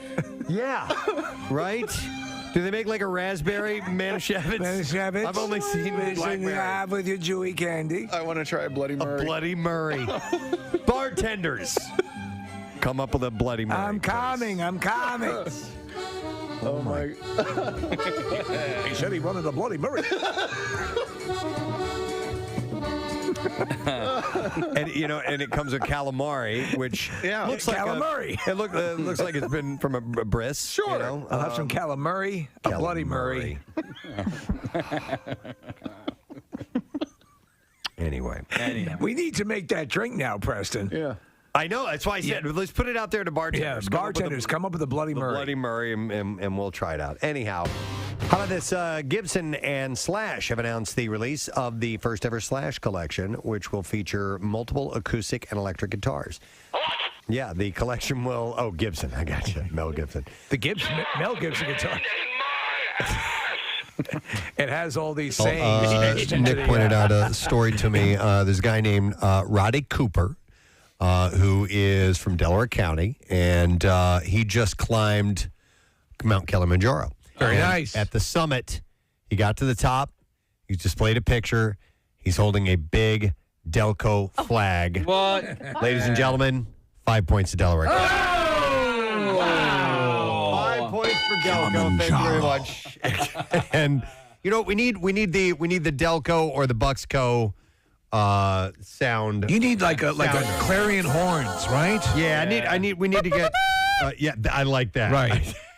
Right? Something like that. We can get that. Yeah, we'll get that. We'll work on that. But I just realized Kilimanjaro. It's a little anticlimactic if we don't have something to punctuate it with. So yeah. On any given day, Nick, since you did it, any idea as to how many charities, and because it is the Sweetheart charity climb, correct? That's a great question, Steve. You have to do it certain times a year. There are only a few open windows to make it to the summit. But when we got to the base camp, there were maybe 20, 25 other groups of people climbing. And so, and I've told this story on the air a few times before, but like there were a lot of parts of that mountain that were filthy. Yeah. People leaving their trash behind. Human waste. People going to the bathroom on the side of the mountain, number 1 and number 2.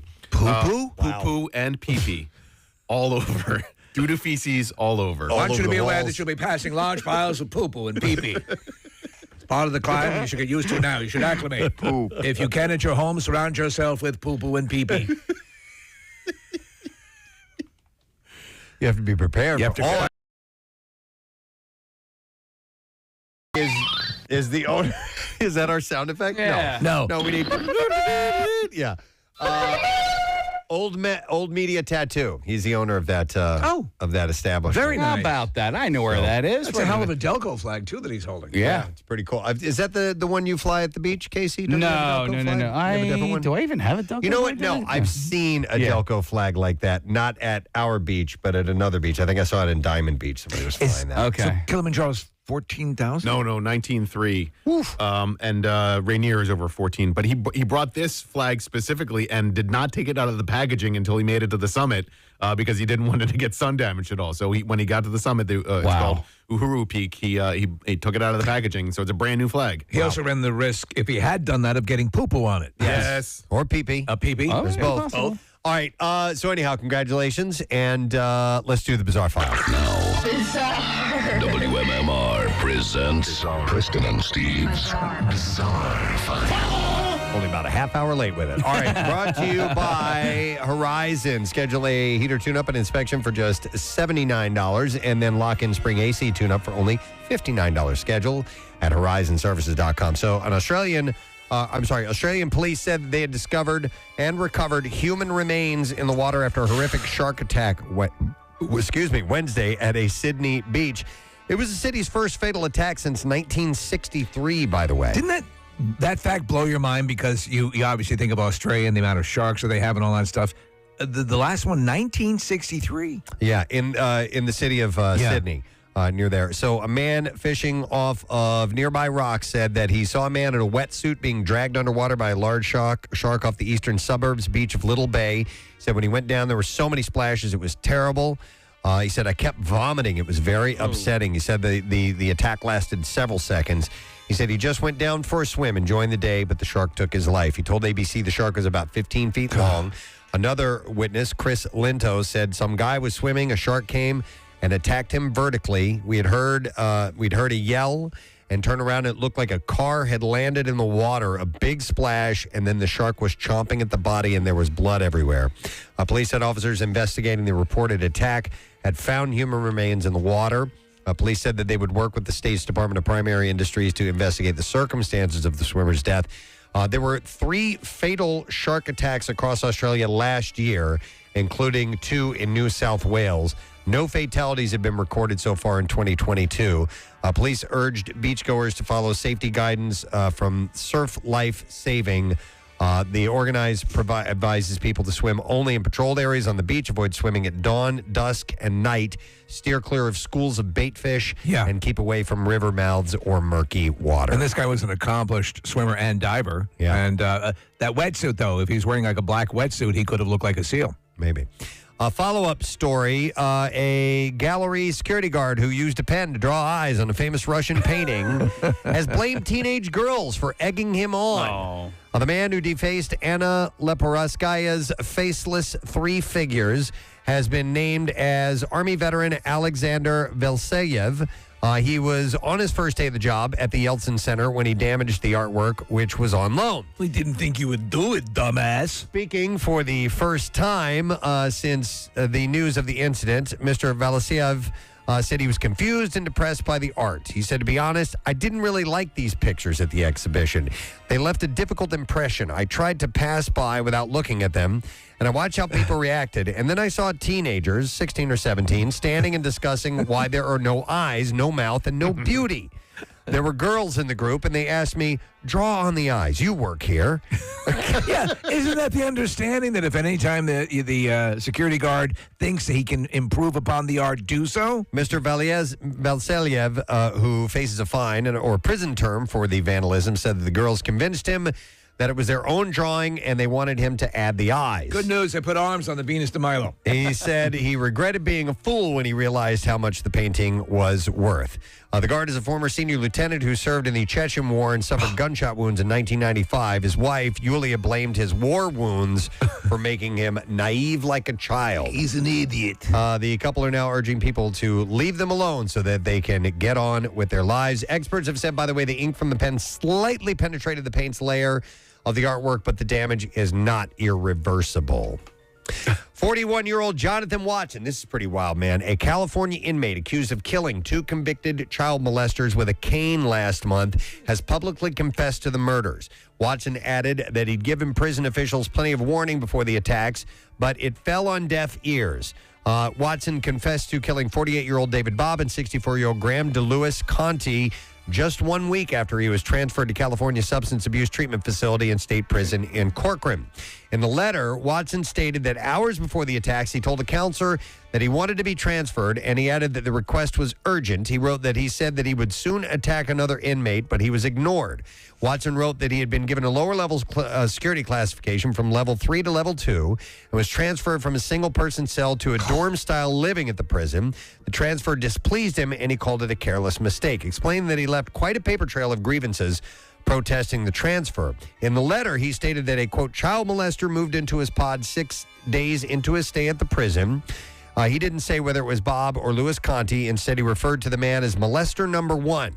Watson wrote that molester number 1 began watching PBS Kids in full view of the other inmates who took it as a taunt. Watson wrote about that night. He said, I could not sleep, having not done what every instinct told me I should have done right then and there. So I packed all my things because I knew one way or another the situation would be resolved the following day. Oh, my God. Watson spoke to a prison counselor the next day, 2 hours before the attacks, and stated that he needed to be transferred back to level 3 before, quote, I really F one of these dudes up.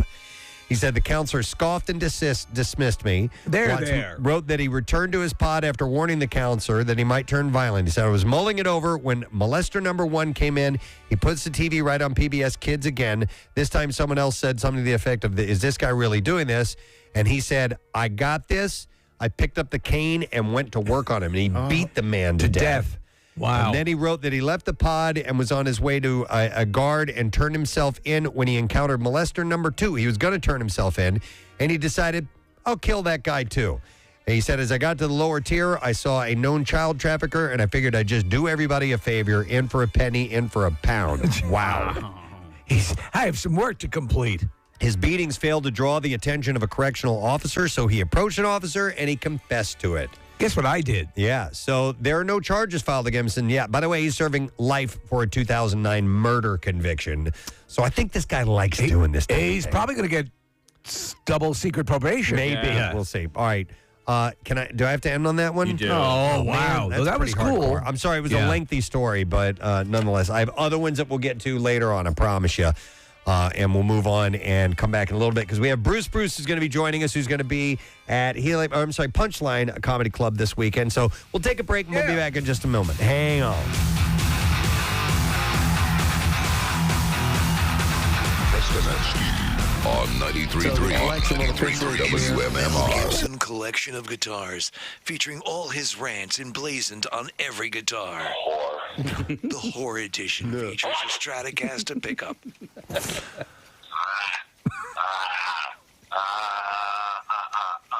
The collection will officially... What the hell was that? That's Braveheart. Why is he doing that? Imagine if that's the speech he delivered when he was on the horse. Hit it again, Case. He was, Nick, he was at the end of his rope with her. Okay. And then he was just kind of like somebody would go, yeah, like that. And then he did an evil laugh. So Slash and Gibson, luthiers. Luthiers? Yeah, what's a luthier? As in Lex Luthier? Luthier. Is that a guitar maker? I'm not familiar. I've never heard that brand. Worked in close collaboration on the collection at Gibson's headquarters in Nashville, Tennessee. The line features 4 Les Paul standard electric guitars and 2 J45 standard acoustic guitars. It's a music store. Oh. Kind of like a George's. Are you a... Sorry. I'm trying to help, Mel. Are you a Martin guitar guy, or what's your... I own a Martin acoustic guitar, absolutely. Do you play it anymore, or you're back to the drums, right? I have neglected it because I've been focusing and practicing really, really hard at playing the drums. I've decided I want to be a really good drummer. But when he passes by the guitar, he says, "Oh, you're there." Yeah, I do acknowledge the guitar's existence. That's a Mel Gibson guitar. Yeah. So, "Oh, you're there." It actually yells at you if you don't take lessons. What? I want to pursue drumming. But Mel Gibson guitar, I really do. I like drumming more. You just showed me what you are. "Oh, it's the guitar. It'll make you a virtuoso in a weekend." Do you think I'm a decent guitar player? Oh my God. You have one more chance. Wow. You thought Whiplash was bad. Giving me one last right? chance. Yeah. Forget Whiplash. I just want to be a drummer."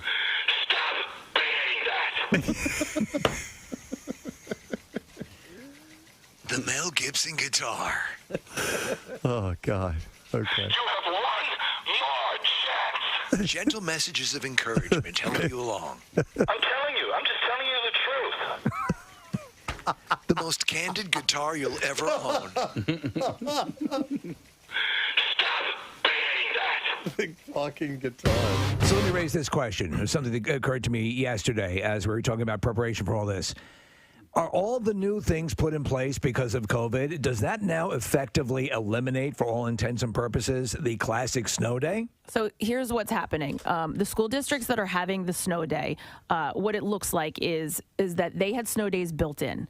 So that's why they're closing. They already have these snow days, so they're going to use them. The districts that didn't build in snow days are the ones that are going to do that virtual learning in the morning and then give the kids the snow day the second half of the day. Because by law, they need to get a certain amount of school days in. And if you go...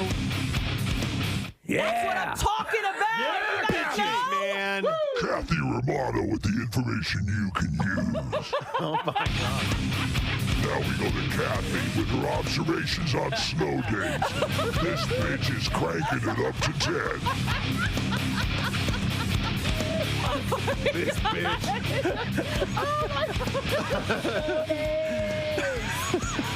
Snow! Slayer! Snow and Slayer! Snower! Oh, my God. That's awesome. I have a variety of stories, and I would do the connoisseur. I have like 3 food-related things, but there's not enough to fuel it, but right? that's it. And you don't want to be dishonest with the listeners. No, I don't want to do that, and I don't want to, I don't want to just flip things all of a sudden. But I did see this, and I thought it was interesting. Cheetos has given a name to the cheesy residue left on your fingers when you eat the Cheetos. So they have a name for it now. And it is? Cheetle. Cheetle? Like Don Cheadle. Huh. Yeah. Yeah, the official term is called Cheetle. I'd call it Chisholm. Right, Preston? Yeah.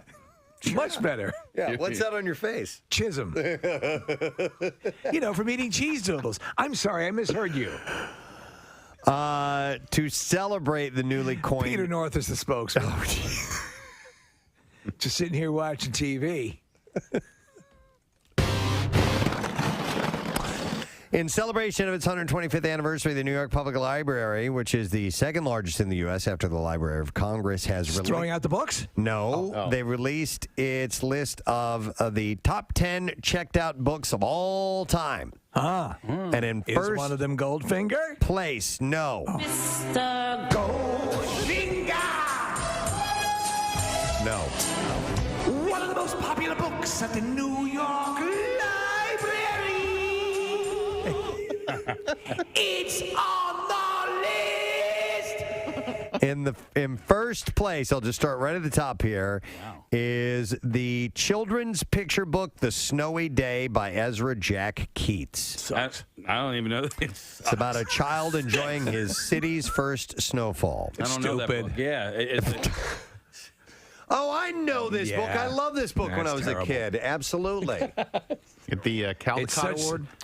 Yeah, the Caldecott medal. I remember that. You remember the little imprint on the front of it? Gold sticker that would be a gold sticker on this scrappy book about a kid walking in the snow. Gold sticker. It's not. It is on the list? Yeah. It's on the list. It's number 1 on the list. Number 1. So, I think, you'd find that on Where the Wild Things Are and maybe The Hungry Caterpillar, those classic ones. Another book, Dr. Seuss's The Cat in the Hat, was in second place. Okay. Were you a Seuss fan as a kid? Oh, yeah. Very much so. And in fact, I've been going through a cleaning out process at our house, and great purge. I found we found way too many books that we need to get rid of, and so I did, and I donated them to the Laurel House thrift shop that raises money for the Laurel House. But we kept all of our Dr. Seuss books. And I had to stop and flip through Go Dog Go, and I had to look through the birthday book, and Two Girls in a Cup. 2 Girls in a Cup. It was the most wonderful cup it was. There are a lot of Dr. Seuss books, right? Yeah. I mean, I see two girls in a cup. Dozens. I say to you, girls, can you tell me what's up? I'll tell you what's up. Just look in the cup. You'll know After this. watching that, you won't be able to sup. It's full of throw up. And upchuck. It's full of throw up. Come on, man. Casey had a poster and a wristband from a fish show that was important to him. And it was a fishing tournament, right? Yeah. Or the band? Well, both. Okay. The wristband was from the tournament, and then the poster was from the concert. Regardless, both very important to you. No, but the reality is they were both from a concert. Right. So much so that he wanted to have them framed and immortalized for at least a period of time while he's on this earth, and took it to a place that was going to frame all this for him. So you have the wristband, you have the poster. I'm sure you had a frame picked out and matted and everything the way you wanted it. Yeah. goes back to the shop to retrieve it, and they've lost the wristband. Yeah. Oh, man. Yeah, exactly. So the right? poster is done, and you wanted the wristband in the same display. It was like a ribbon across the bottom corner of the poster. And you'd set it up that way. Yeah. What was their explanation? There is no explanation. Inside, I'm fuming. I have been to 60-plus Fish concerts.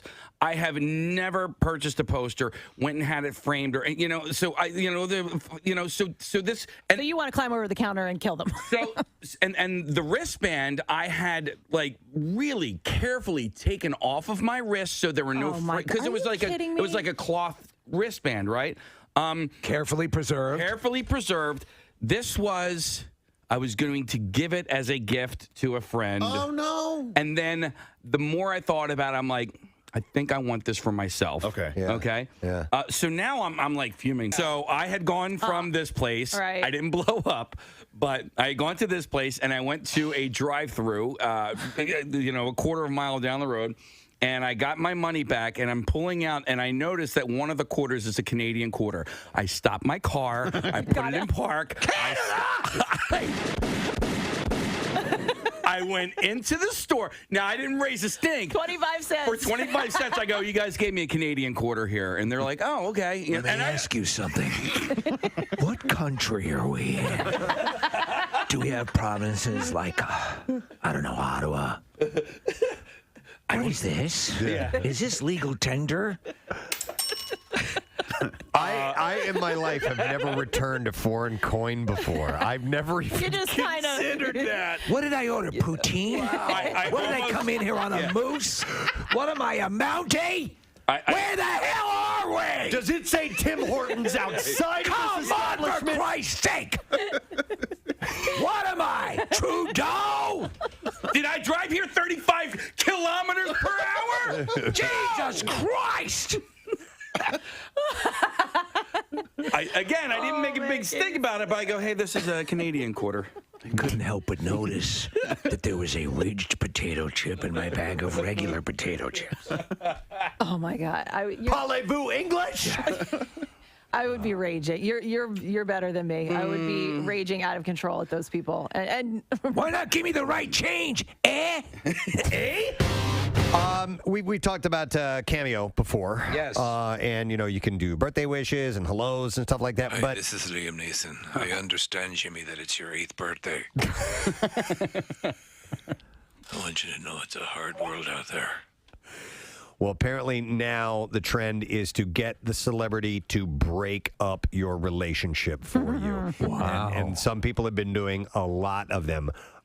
Sugar Ray singer Mark McGrath has been a popular choice for Cameo users looking to pass their breakup responsibilities on to him. Well, he had one that had been requested, and it went viral, and a lot of people were talking about it, so I guess he immediately earned that status. Yep. By the way, he's had a lot of work done on his face. Has he? A lot It was of a work. good-looking guy. Very good-looking guy, which is probably why he's had a lot of work. See, Yeah. with me, it's like, who cares? So he had said, I've been doing these for fun. I wouldn't want to hurt anybody's feelings. But even Matthew Perry says that he'll deliver any kind of messages, and he has done breakup videos as well. So, that's kind of sad, though. Like, then what if the person likes that celebrity and now they've just ruined their life? Well, maybe it might be a little bit of a buffer if someone you like is telling you and giving you words of encouragement. But how much depend on what type of breakup? How bad of a breakup can it be if you're hiring a celebrity? That you're hiring a celebrity to do it? I mean, I don't think it's something Nicole Brown Simpson would have done. So I think if it's more volatile, no. But I think if it's hey, we know this is over, you could have fun with this. Yeah. Right? I don't think a divorce would be the right thing. Yeah. No. Hey, honey. Kids and everything. And maybe I would say a year and under. You've been dating for In a a year relationship, yeah. or under. Okay. Anything over, you can't hire a celebrity. Yeah. Yep. So that's been the latest, and a lot of people are up for it. You guys ever do a cameo? Steve has. Hire Yeah. one. Yep. I did with Kevin Sorbo because my wife loves the show Hercules and always had a crush on him, and he did it, and he did a great job, and he talked for a while. I did one. It wasn't a cameo. It was the musical one that I did for my brother. This is Ian McCarran. Kathy Armando No wants matter to let what you I know she eat, wishes gets in you there. would stop Stuff talking gets and- stuck in there, and if I don't get it out, my tongue will play a little, game with my tooth back there to try and pick it out all day long, and I can't do it. So Casey has lent me these little. I didn't lend it to you. I gave that to you. Gave it to me. That's right. He lent me some toilet paper. I got to see that because and finally I was able. I had my super cool water pick. I was using everything. I was using my floss. Yeah. It finally came out. I had my meat tooth. Now, what happens with that, Preston, is you get the feeling that game that you play where the marbles roll around and you put it in the person's eyes. Is somehow it always finds that one divot in your tooth and drives you crazy. Yep. So no matter what I eat, and I'll try and the other day I was looking through the car, I'm like, I got to find something. I got to find something to pick this out. I'm like looking at can I take that staple out of these papers and straighten it out and use it? It was driving me crazy. I had water. I'm sloshing it in and out, trying to get it out of that freaking thing, and nothing. Do you know? And you have to pick a tooth that I started at this tooth. 1, 2, 3, 4. Yeah. Because make sure it's the right one. Because you only know it by using your tongue. Yeah. All right. Anyhow, which is a great movie, by the way. Yeah. Well, you only know it by using your tongue. Yeah. All right. What you guys want to talk about? We could talk about several things. So we could dive into Sacco topics if you wanted to, or we could talk about Casey's involvement in the dark web. I did want to hear about that. Oh, yeah. Because I think that's pertinent to a lot of people. Yeah, and I don't necessarily think we'll get like a ton of mileage out of this, but like I am. You've been doing snuff films for a while. I've been trying. And trying to market them. I've been looking into it, and unfortunately, it just took me to the dark web, and that's. But it's interesting. Explain what happened, because I think what's happened to you has happened to a fair amount of people. Well, yeah, and you hear the words dark web, and you get scared because there's just dark. There's just not good things there. And my association with the dark web is this. I have invested in an IRA in cryptocurrency. The site that I had invested with, their site had been compromised. Okay. And personal information was lifted off of that website. And so now, as a result, my Social Security number has been compromised.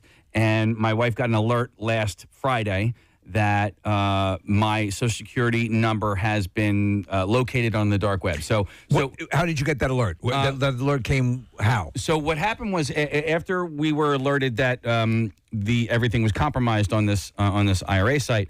Not Irish Republican Army. Yeah. I don't even know what IRA stands for. Retirement account, individual retirement account. All right. So they were nice enough to give us basically free LifeLock services, for the next year or whatever. So one of That's those, what I use, one of those, but it's not LifeLock. There are 3 different services, and so one of those services said we located your Social Security number on the dark web. My wife told me that, and I'm like, oh, my God, I'm going to go to jail for something I didn't even do, which is, the biggest fear of my life is for me being framed. Yeah. Wrongly prosecuted. Wrongly prosecuted for... We found the bomber, and he lives in Springfield. Right. So what I had to do, and God, I hope I did it right, I had to call these places and put my credit on a freeze. So if anybody is trying to use my Social Security number to, I don't even know, gain access to credit. Here's the question that I have. What kind of damage can you do with someone else's Social Security number? A fair amount, apparently. I don't know. I don't know offhand. I mean, you could probably open up other credit cards. You you need other information than that, though, don't you? What, though?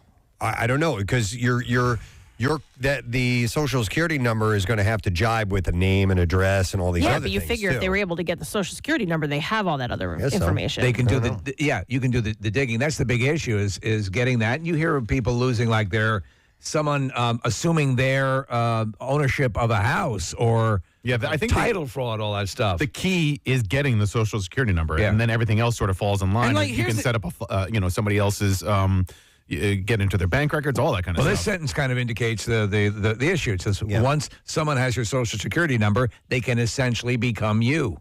They may be able to collect tax refunds, collect benefits and income, commit crimes. You can commit crimes without a Social Security number. Yeah, it's not as much fun, though. Make purchases, set up phone numbers and websites, establish residences, and use health insurance all in your name. Right. Okay. So what stops anybody from just putting any random 8 numbers together and saying that this is my Social Security number? Because it's not going to come back as legit. Right. But it's like playing the lottery, right? No, I know. Like Power's Social Security number. I don't know. I don't know. Yeah, I don't either. That's why you could listen. You could fill out a form and get a little bit of distance by just making up a number, but eventually, I think they're gonna find this guy. Think about it. When you enter your credit card to purchase something online, if there's one number off, your expiration's off, the code on the back is off, it immediately tells you can't use it. Right. Do you know what I mean? So there's systems where you're going to put a Social Security number in. If it's not real, it's going to catch it. This guy. Go ahead. No, go ahead. I have that. I have the LifeLock thing, but you're right. The second you don't do that, but the thing is, I think we all suffer from the same thing. Anytime you go into this territory, you are sure ATF agents are going to be at your door. That you've been framed for something that you're now wanted in 9 countries because of the magnitude of this. Yeah. I know it's a legit fear. I'm going to go to Drew. Hey, Drew. Good morning. Hey, what's going on, guys? How you doing? Good, but you had the same thing happen with your Social Security number. Yeah, same exact thing happened through one of my credit cards. I have a security fraud alert thing, and I got the dark web compromised Social Security number alert. Basically, what I did, Case, instead of a freeze, because I thought that was kind of extreme based on who I talked to, you can do fraud alerts on all 3 credit bureaus. So basically what it does is, from what I was told, it adds a little bit of extra securities if anyone applies for credit with your social. It asks questions that only you know the answers to. Right. Like old addresses and stuff like that. Yeah. And then as far as my debit card, I just set mine and my wife's to literally any purchase that's made whatsoever. I get a text message telling me the amount. And if I don't recognize it, I obviously call and let them know. Case, they'll ask you what the code to Contra is. Yeah, which is, everybody knows that. Right. Up, down, down, left, you need right, a better left, security question. Which 2 clubs were you in as a child? The Running Away Club and the Jumpers and the Jumpers Club. And not only was I in, all right, I was the purchase founder of those clubs. Oh yeah. So Drew, is this all clear and done with now for you? No, I mean, this just happened maybe 3 weeks ago. I haven't had any issues yet. Like I said, I just did the fraud alerts on the 3 main credit bureaus, and I'm kind of just crossing my fingers at this point because I don't really know how it works from here on out. I'm hoping for the best. So yeah, and that's the thing. It's not like that can just go away, right? Yeah, right. Yeah, I mean, once your number's out there, it's I guess it's pretty petrifying. It can come up 10 years later. But I'm hoping that if they try and do something and they get asked these questions about my residence, 20 years ago, and they can't answer it, maybe they'll just move on to the next social. All right, this one doesn't work. Yeah, Drew. That the hope is that it sort of becomes inert because it's now kryptonite because it's, and I think they would eventually word would get out. I don't know. I don't imagine that they all gather every week and say, okay, which numbers are bad. But I mean, eventually it'll be unusable and then it'll stop. Yeah, an issue. That's the hope. And the fraud alerts last 1 year, and then you can renew it after a year. So I think up to 7 years you can keep doing it. And it's just, like I said, it adds an extra layer of security from what I was told. So. All right. Okay. Thanks, Drew. We got some other people who are in the same boat. I have a question about the Social Security number. You're assigned it when you're 16, correct? No, when you're born. When you're born. Okay. Yeah. I got my card when I was 16. That was it. So I'm a little bit older. My Social Security number is literally 7. So you are attached to this number for your life, from birth to death, no matter what. And if there's an issue like this, you can't ever change that number. That number is forever linked to you. Right, and when you die, then it can be assigned to somebody else, but not until you pass away. Yeah. I didn't know that. So I'm curious about this. There have been talks of Social Security, the program eventually ending one day, that it may go by the wayside. What happens with these numbers then? does it have the same relevance? Well, what they do is they have a big ceremony and they hoist your number into the rafters. Okay, and then they hang it. I'm just curious. No, that's a good question. I've never really looked into Social Security and the number and why it's so important. Before you turn 16, you need a Social Security number if you want to get a passport, for example. So, my son... I just remember well, you know what? I wasn't 16. I was younger than that. I'm sorry. Yeah, no. So my son got a passport when he was probably 6 or 7 and needed it to travel abroad. And so couldn't do that without a Social... And you get the Social Security card anytime you want after you're born. The funny thing was is that the original perception was, well... People will retire at 65, and they're not going to live much longer than that, and so we're going to set up the Social Security system and so on and so forth. And that's been totally blown out of the water. People living far longer and working far longer. So, but yeah, the one thing I remember, Preston, upon getting the Social Security card is the one thing they told you not to do was laminate it. Yeah, why? And I'm like, this is a thing you're supposed to have for your entire life. Why can't you laminate? You guys should see mine. Yeah. I think I have it in my briefcase here. Hold it up to the camera. It is absolutely. I could show you the back of it. It's deteriorating. Sure. Like you wouldn't believe. I'll see if I can find it. I used to carry mine around, but then same thing. It got like that, and so there was really no reason to carry it around. How many so times you asked? Kept it at home. But you know Nick, what? Hold on, Nick. They I just looked it up. They don't reassign the Social Security number. Ever? After. It says the Social Security Administration does not reuse numbers, and they are not reassigned after a person dies. I was wrong. Do you know your number? Yeah. Memorized, yeah. I know my number and yours. Rochelle knows all of our numbers, That's the kids' crazy. numbers and everything. She can rattle them off and all our credit And she can cards. fix a toilet. All right, so if She's you a can't, keeper. you can't laminate it, but why not take one of those things that you preserve like baseball cards in? You could use that. Yeah, it's not a sleeve. permanent lamination. Yeah. They were originally going to not issue Social Security numbers and would issue baseball cards. If you have a passport, why do you need your Social Security card? Because I have the passport, and so that presents as an ID. May I see your Mookie Wilson card? All right, let me go to some other calls because Linda had the same problem. Hi, Linda. Good morning. Hi, Preston. This is Linda from Downeytown. Hey, Linda from Downingtown. How are you? I'm doing okay. Excellent. So you had this happen to you?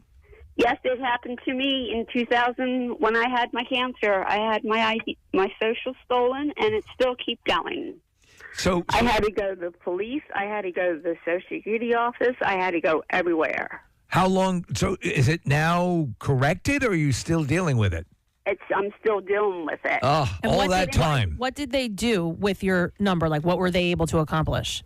They open credit cards. Right now I'm dealing with a company saying I renewed a computer website, and they said I renewed something with a computer website, and I did not do that. Linda, I did not open anything. Has anyone advised you on, because there are services that apparently that are legit that will help manage this and hunt down, as Casey was saying, you get these alerts and you get it managed that way. Has anyone advised you on this? No, somebody called me from the Social Security office and told me I had to go to the police. I had to come to there. But if you look there might be a service out there that can help you out with this at any time you encounter I went problems. everywhere. They told me to go call everything. I had to go sign papers. I had to do everything. I'm still doing it. My sister passed away last year, and she cannot help me with that. So I have somebody else helping. And that sucks. Yeah. Yeah. And I am so scared because I'm afraid I'm going, like Casey said, I'm afraid if I do something wrong, I'm going to go to jail for it. You're going to get in trouble. There are, outside of where who you've talked to, there are services, do research, legitimate services that can help you. I don't know if, again, I'm with a service that scans all of this stuff and promises to help if a situation like this arises.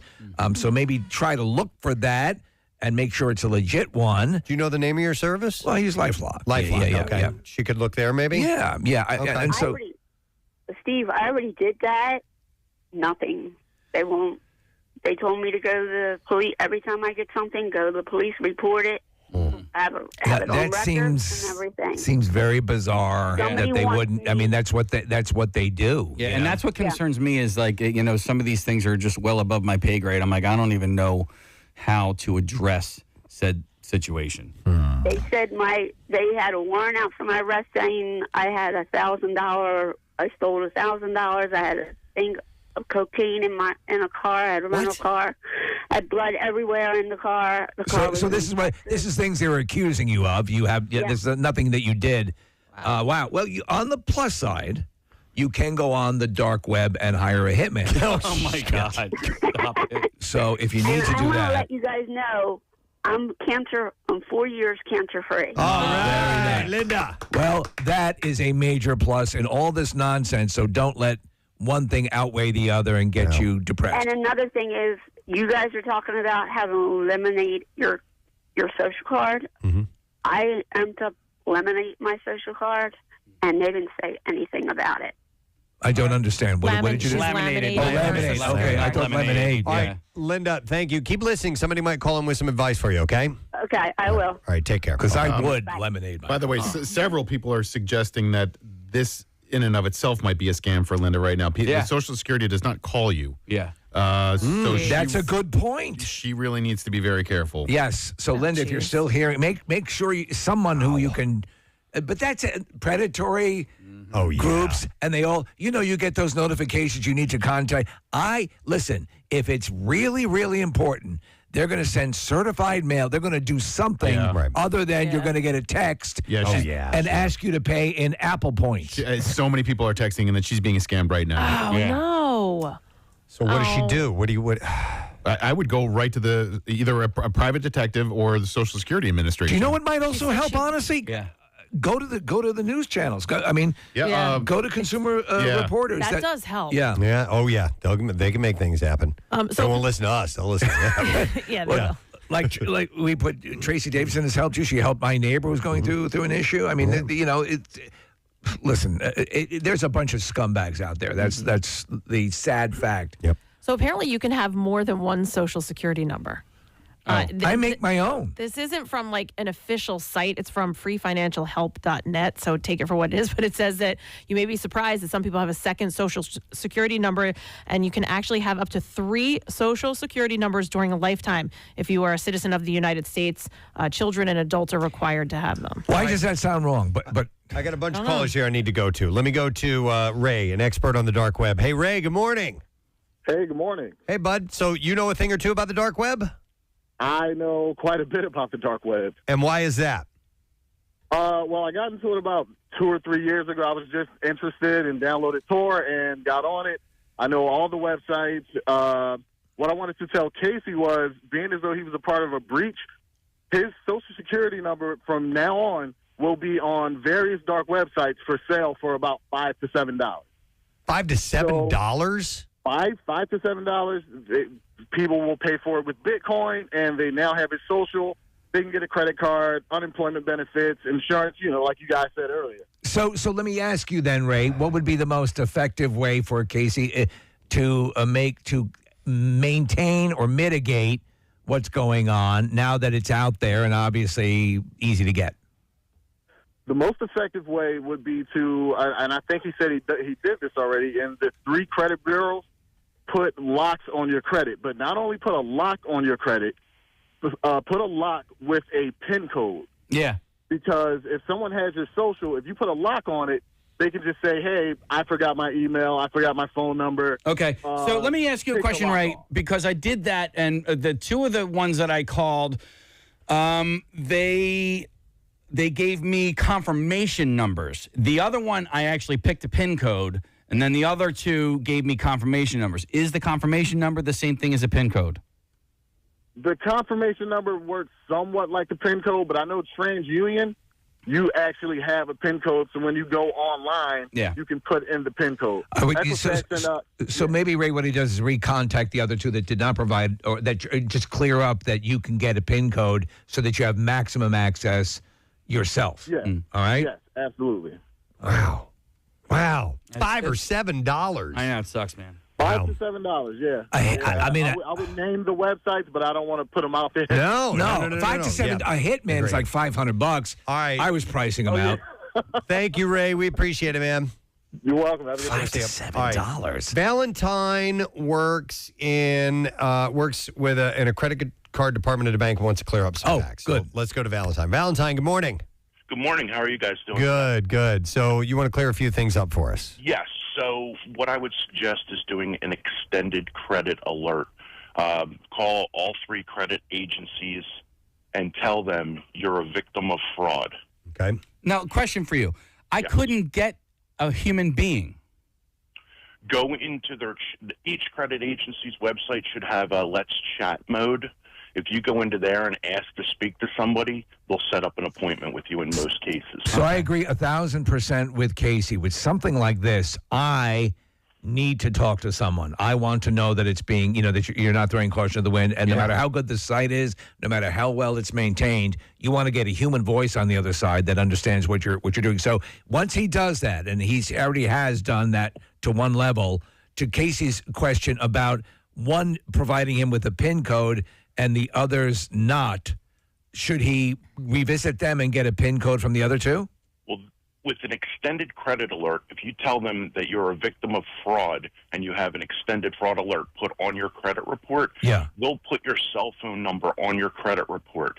And what will happen is if anybody tries to open up credit in your name, that creditor has to call the cell phone number, and we can't even give it out to, like, if somebody's trying to, I don't remember what the number was, we can't give it to them. So if they don't remember, they don't get the credit card. So they will literally call the phone to verify it's the person?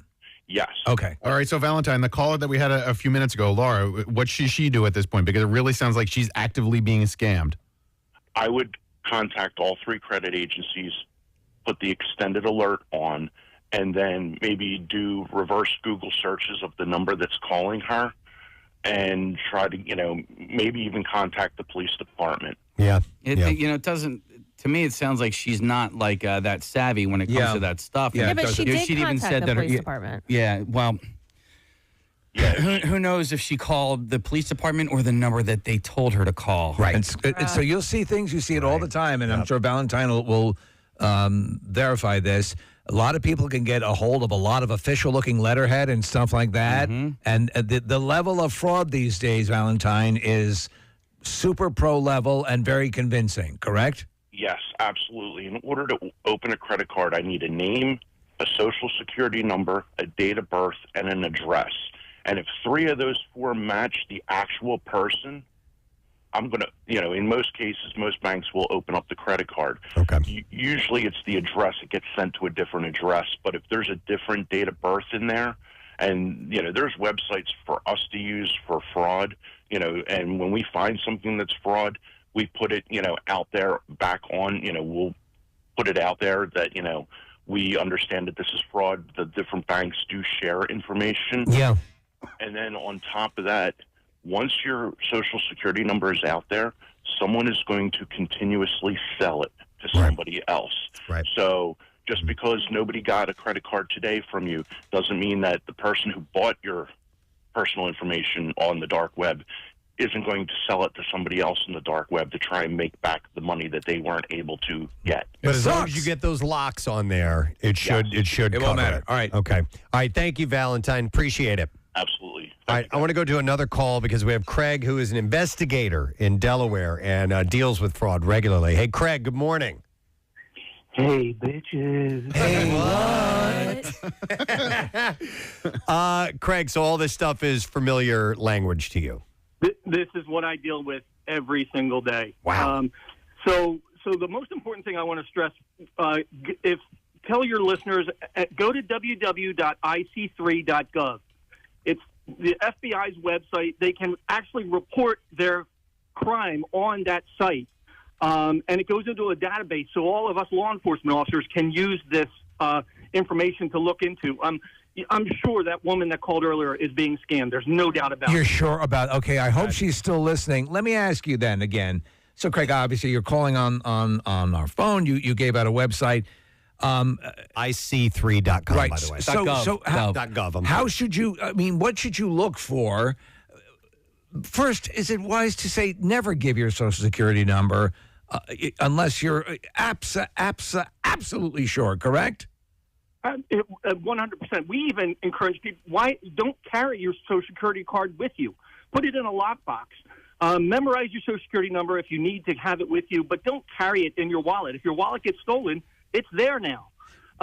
So there's no need for you to have that on your person, Craig. What at all? What do you look for on a website before you commit to giving your Social Security number? If you're filling out or a loan or mortgage information or whatever, what do you need to see on that website that can assure you that it's secure enough to give your Social Security information?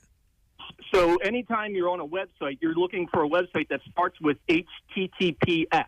That's a secure website. If you're on just a website that's HTTP, that's not secure, and I would never put any personal information into a website. Knowing that stuff helps. So HTTPS means it's a secure website. Okay, never knew that. Correct. All right. Correct. So I'm a 2015 Tattoo Tuesday recipient in your studio. Huh. All right. Excellent, man. What was the design? It was my badge because I did the background investigation on Joe Zerba, who was an officer killed here in Delaware. I think I remember that, man. Excellent. Wow. Excellent. All right. Well, thanks for the information. So in general, are there one last question? I'd mentioned services that provide help for people who are in a situation like this. I'm under the impression that there are legit services that do provide this service. Is that a scam? No, there are legit services, but the best thing to do is do your research first. Yeah. Casey, I appreciate that you want to get into the latest crypto technology, but it's a dangerous slope because it is so unregulated. Right. Know what you're doing. Do your research. Talk to professionals about it before you go and invest in it, because it, just like Casey has found, unfortunately, and this is something that can follow you for years. Yeah. Right. They'll keep that stuff on the dark web and sell it maybe 5 years from now. So you're not out of the blue just because you put a freeze on your credit this month. Okay. And that's what's scary. And Craig, for what you do, and I know, obviously helping people out, helping the victims out is a huge thing, but actually being able to bust people that are doing these things, I'll bet is really, really difficult. Oh, it's so hard. We're working with our partners, the FBI, Social Security Administration, local law enforcement, federal, state law enforcement. Right. But much of this is done outside of this country, which we don't have the long arm of the law for, and we can't do anything about it. Yeah. That's the big issue. Yeah. All right, Craig, keep doing good work. Thanks for checking in. We appreciate it. You got it. Take All right, care. we'll see you later. I think there's so you'll provide like a mother's maiden name or something like that. But I think a question that could at least eliminate a lot of this fraud would be simple question: pink or brown? Yep. You can at the point, right? Yes. You know. Yeah, sure. Yeah. Absolutely. Yeah. And everybody knows Kathy's answer. You know. To that. You know. Which would be Kathy. Right. Hey, to that guy, Craig, that we just got off the phone, send me an email. Yeah, send Casey an email. He I wants have his more email detail. address. Okay. I'll send it to you. Yeah. Hopefully this will we'll be able to So manage this. scared. I know. Or you're going to be like Jason Bourne. Yeah, right? Yeah. Except for I can't run for 5 miles. You might be able to not know that. All right, I did it. Yeah. All right, we're going to take a break. We're going to come back in a second. Bruce, who's going to be at Punchline, is going to be joining us when we return. Stay put. Thank you for the calls. I'm sorry if I didn't get to you. On 93.3. She's very upset with you. Wishes you'd have a little more consideration. What did you did a musical one? Yeah, so there's a backup singer / trumpet player for Trey's band, Jennifer Harsberg. Yeah, and so she ended up singing a song for my brother, but I wanted to do one for my daughter for her birthday, but you go through and it's like, all right, well, this person's too expensive, and then this person is not as expensive, but do they, are they as important? Like, I don't know how much a Mark McGrath would cost. Yeah, you can probably get like 4 Mark McGraths for a Pat Sajak. We should do our own cameos. How much would we be worth? So, $1,000. So you can have longer chats, by the way. So really? So like for example, Mark McGrath is $90 right now. I think it says. So, but if you do extend it, you can ask for. I just asked for the bare bones minimum. Yeah. I mean, because my wife is always crushed on Sorbo, so I said, and I told him that in the little description, and he couldn't have been better. And talked for a while, There's a couple my best friend I want to send when his birthday's coming up in a couple of months, but I can't think because like the movie lines that we throw at each other are really offbeat, obscure people who didn't even really have a career. No, yeah. And so I'm like, I can't find anyone. I doubt Tom Cruise is doing them. That would make sense. So Hi, this is Tom Cruise. You can't handle the truth, but apparently you can handle a lot. Billy says thanks for last night. Todd Glass is here. Yeah! Oh, God. Yeah. Feel them. Wow. It's exciting every time. We'll be at Helium Comedy Club. It is incredibly exciting. Tomorrow, Thursday, and Friday. I'm not done speaking yet. Sorry. I'm a different person than I used to be. Are you? Really? Is it because of this treatment that you've had done? I'm just, I listen more, and I'm not as no. I feel crazy right now. Wow. Yeah. But I'm happy to be That's here. what we You need. told me in the green room that you're now a full Hasidic rabbi. And he knew because of the things on the side. And I didn't want to. I should have let you down. That's my improv skills. All right, well, let's things on the side. Let's bring everybody in on this on what we're talking about. So Todd requested that we have a certain treatment done. Casey, did he contact you about it? Yeah. So I don't know. Maybe this is all the rage in Los Angeles these days, but here. Yeah, and here. Well, we talked about it here on our show where I think we initially heard of it as a like on-site hangover treatment. Yes. Where if you put one on the night before you weren't feeling all that great, that there's a service that will come to your office or residence or whatever, and they'll administer an IV and that is filled with like saline, gummy bears, B12, and stuff like that. Well, you remember our calendar shoot when we had that little snafu when they showed up the bachelor party that had all of the equipment. It was like the leftovers of this treatment that they had done. But so many people are doing it now, and apparently it's effective. Well, I'm out of the loop. I'm out of the loop because I'm not familiar. I've heard of the hangover thing, but I didn't know that this is all the rage, as you were saying. That's what I hear. There's facilities specifically for this now. Okay. Well, the facility that we have here is called City Hydration. And Christy is here from City Hydration. Hi, Christy. Hi, how are you? Nice to see you. I'm wonderful. But what were you going to say, Todd? No, I was going to... First, I was going to say something. I go, I bet that she could probably explain it better than me. So then I was like, well, probably you were right to go her way. But now that I have your attention, yes, I real quick, I have friends that have done it over the years. And even 15 years ago, I would hear about it. But it was just, to me, someone did on the set or that had money. I always thought... And it was for the wealthy. It was only for the wealthy. Only for the wealthy, the 1%ers. And so it's not a new thing. It's just new that you're able to do it. But my friend said at first you do it like maybe you're under the weather, but then you realize how good you feel. You're like, you know what? I just want to feel real good for my wedding or for something you're doing one day that you just want to feel great. You're going to a concert at night. So like in the day, you're just at your best. Yeah, Todd, I saw a special on it. It was a local. It might have been you, City Hydration Services. And they were talking about it's now become a ritual for a lot of people because I just normally associate it with like a hangover thing, okay? But there are apparently just wellness aspects to it. So, what's in your bag, Todd? What do you? Because you're getting one now. Mine now. I don't want you to laugh at me. To an IV right now. Right now, he has an IV needle into his arm. And by the way, my palms are sweating. Yeah, Kathy hates needles. Looking at that IV in your arm. Yeah. Oh my God! Like, Kathy will not be using the service. Some people, it's same with some people. It doesn't really like. For me, it was just like it sounds like this is like I'm not doing an ad for it, but it was like a pinch, same, and then now I'm not even thinking. Well, you're a regular intravenous drug user. So well, I am. Nothing. In all fairness, mine does have mashed potatoes in it. Wow! So, wow! Just because I felt, she said I look low on gravy, and I said, well, then let's top that off. Give me 2 bags of gravy. I would say this. Funny, John. Look how my friend John. You have a friend here, I guess. So what is he? Is he the like? This is a double-blind experiment. If he passes away, you're good. I started his intravenous about 20 minutes before mine. If he drops dead, I pull mine out early. No, this has been vetted quite a lot. People are using this quite often. Yeah, so. yeah. I'm sorry, your name is Christy. Is that Christy, right? yes. So how's business been? Is it booming? It is booming. We've been around for about 2 years now, and it was slow going in the beginning because it's really not well known on the East Coast. I first saw this business in California. Then I moved to Colorado. They were everywhere in Colorado. And when I realized there wasn't anything like this in Philadelphia, I decided to move home and give it a shot with opening one up. Now, are your customers primarily well-known comedians looking for free stuff? Yeah.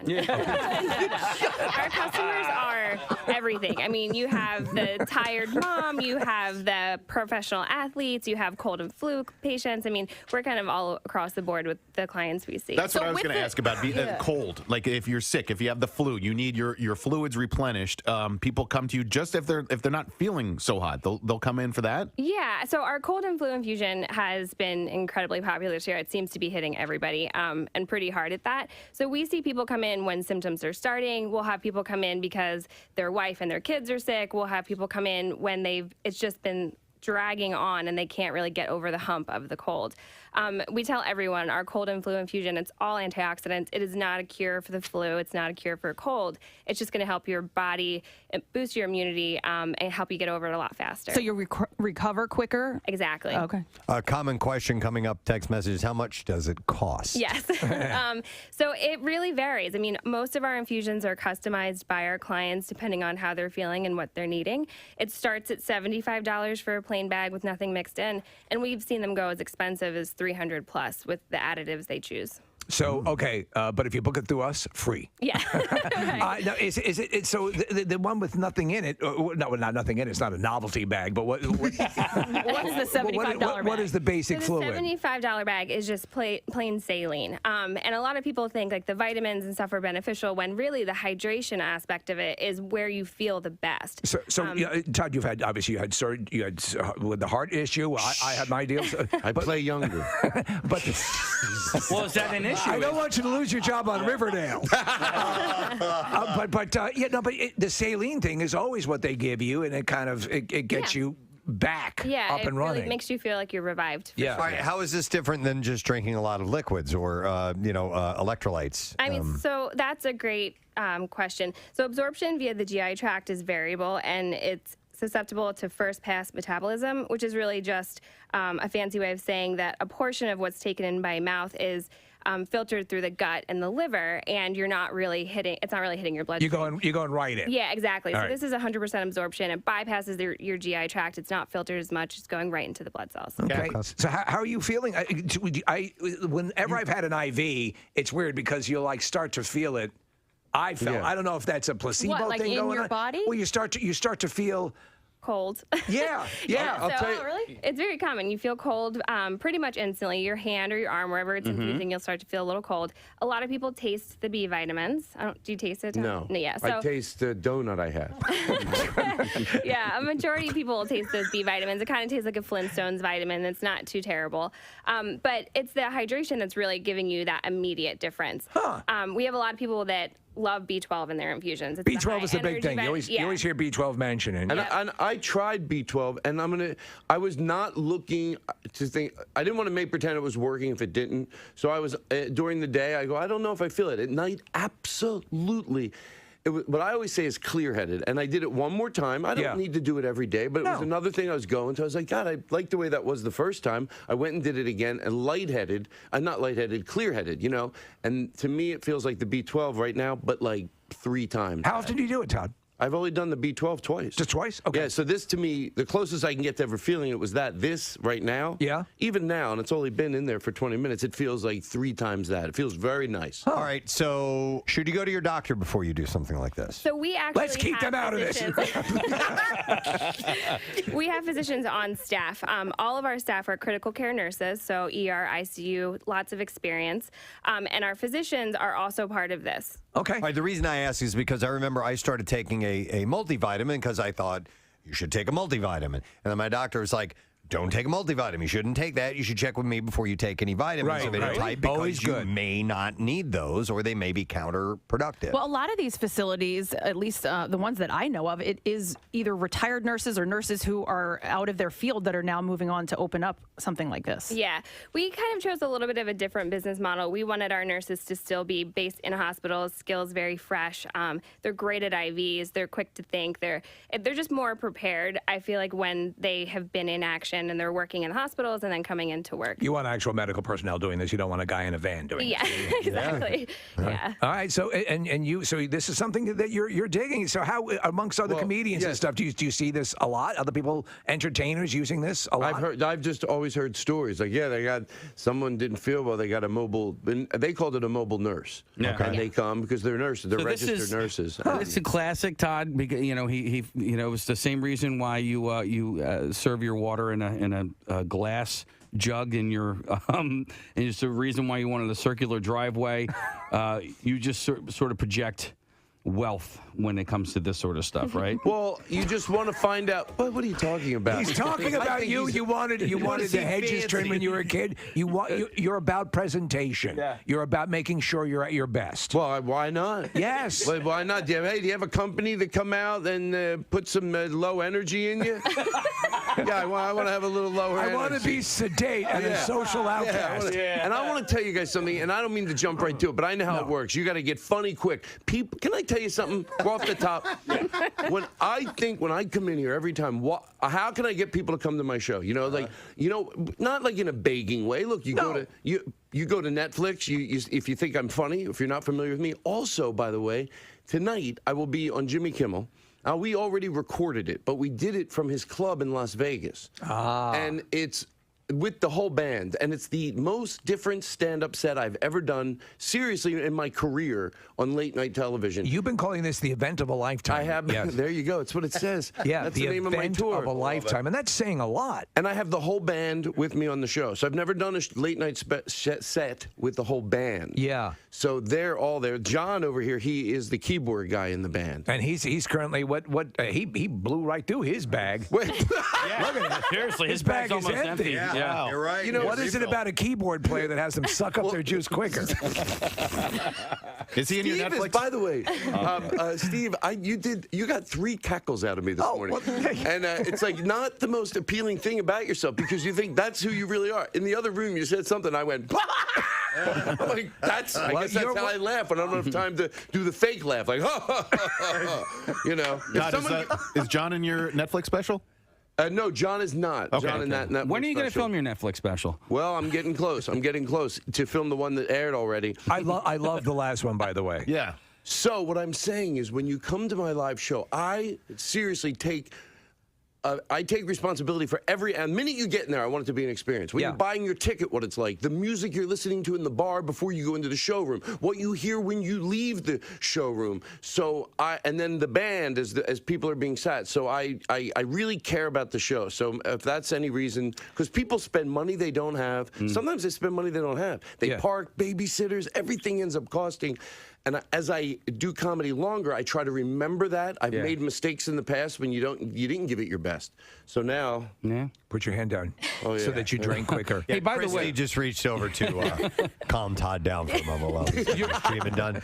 So your Netflix special is really, really great. Very, very meticulous. And I know all stand-up comedians or most successful stand-up comedians really, every single beat is rehearsed and practiced. And with the band, you take it to a whole new level.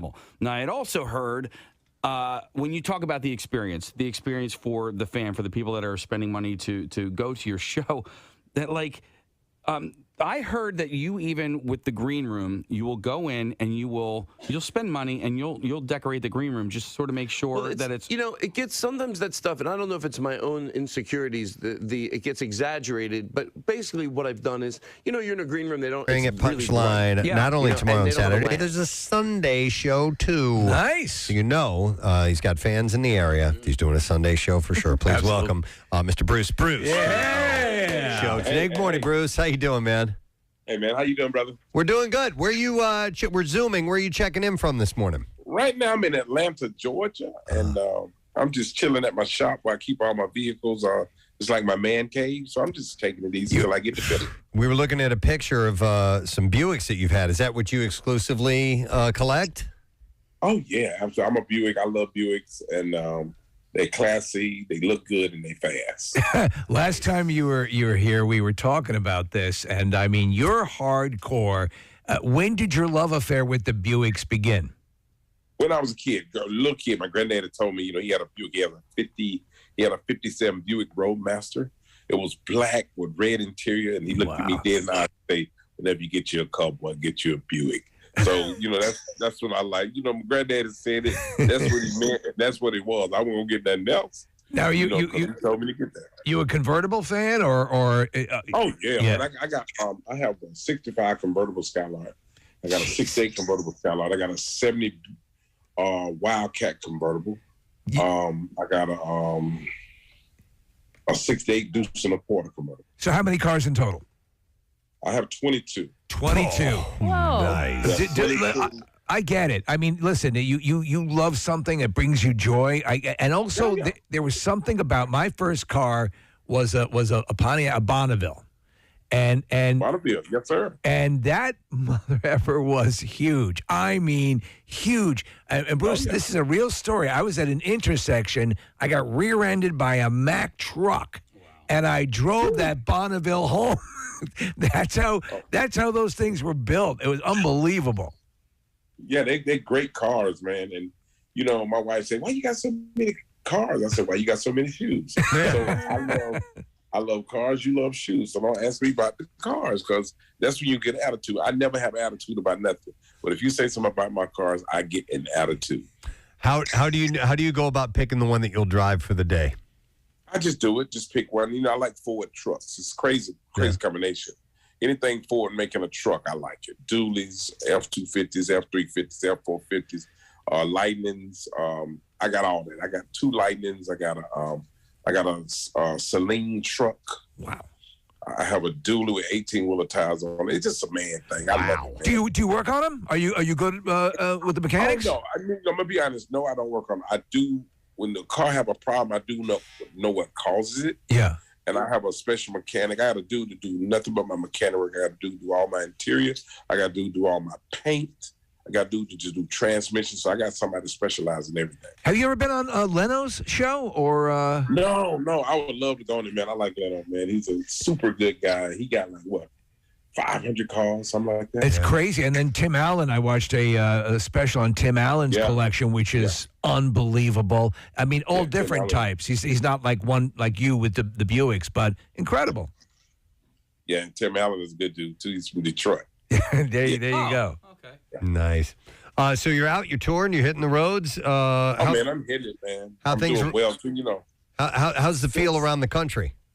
Well, it's good. Since this 2022 started, every comedy club I've did this year have sold completely out. Yeah. People are eager. So, people coming out, man. People want to get out. They want to laugh. They want to have fun. I do require masks. We got to wear a mask. Some people don't want to do it, and if they don't want to do it, they can't come see me. But if they wear their mask, they can come see me, take a picture with me and everything. All right. So you get out. Now, obviously, I don't know if we talked about this before, reading about you. You have 10 grandkids? I got 10. 10 grandkids, and the oldest grandkids. You believe that, man? And they think I am the man. Do they? Do they? They do because I lie to them. I lie to them. They asked me what kind of work I do. I told them I was an astronaut. Is your oldest is in his mid-20s? Oldest he's 20. 20. Okay, that's incredible, man. It's great. It's incredible, man. I just had a birthday February the 4th. And I turned the big 6-0. Nice. Anything special for that milestone birthday? No, we didn't do nothing special, man. What we did, went out to dinner and just took it easy. I don't need much. I'm not the guy that need a lot of stuff. I'm the giver anyway, so I like to give. So just take me out to dinner, give me a bottle of cologne, we'll call it a day. Hey, you know what? I'm going back to you lying to your grandkids because this wasn't a family member, but our next door neighbor, when I was a kid, it was probably like kindergarten or something like that, pretty much had us convinced that he was Superman. and while I knew it couldn't be true, there was a little part of me that's like, man, you just never know. Because he would make things up about, just flew in, and this and that. And it was just enough. Right. So the astronaut thing, I'd keep running with that while you can, Bruce. Yeah, man. The astronaut, they love it. They'd be like, for real? They'd be like, for real? I'm like, yeah, man. Then one of them would say, you ever been to the moon? I'm like, this morning before you woke up. I assume the 20-year-old's not buying it at this point, right? Oh no, he go like, oh, whatever. You know, 20-year-old. It's all about clothes, shoes, fashion, looking good, keeping your hair cut, and stuff like that. You present nicely. You were mentioning your cologne. We had a big discussion about cologne on the show, a couple days ago. What's your cologne of choice? Well, I like the Perry Ellis. I really like the Perry Ellis. All the colors. They make like 7 different colors, like in a red bottle, blue bottle, black bottle, white bottle, green bottle. I like all the Perry Ellis. So that's what they always get me. Just give me Perry Ellis and I'm good. Hey, with the grandkids, with that many, when you take a look at them, you can probably sit there going, pick out who might follow in your footsteps. Which one of them has that comedy leaning or maybe entertainment, Well, I got one, man. He's 15, man. He plays drums. He plays piano. He plays violin. He plays soccer. He wants to go to school to be a sports broadcaster.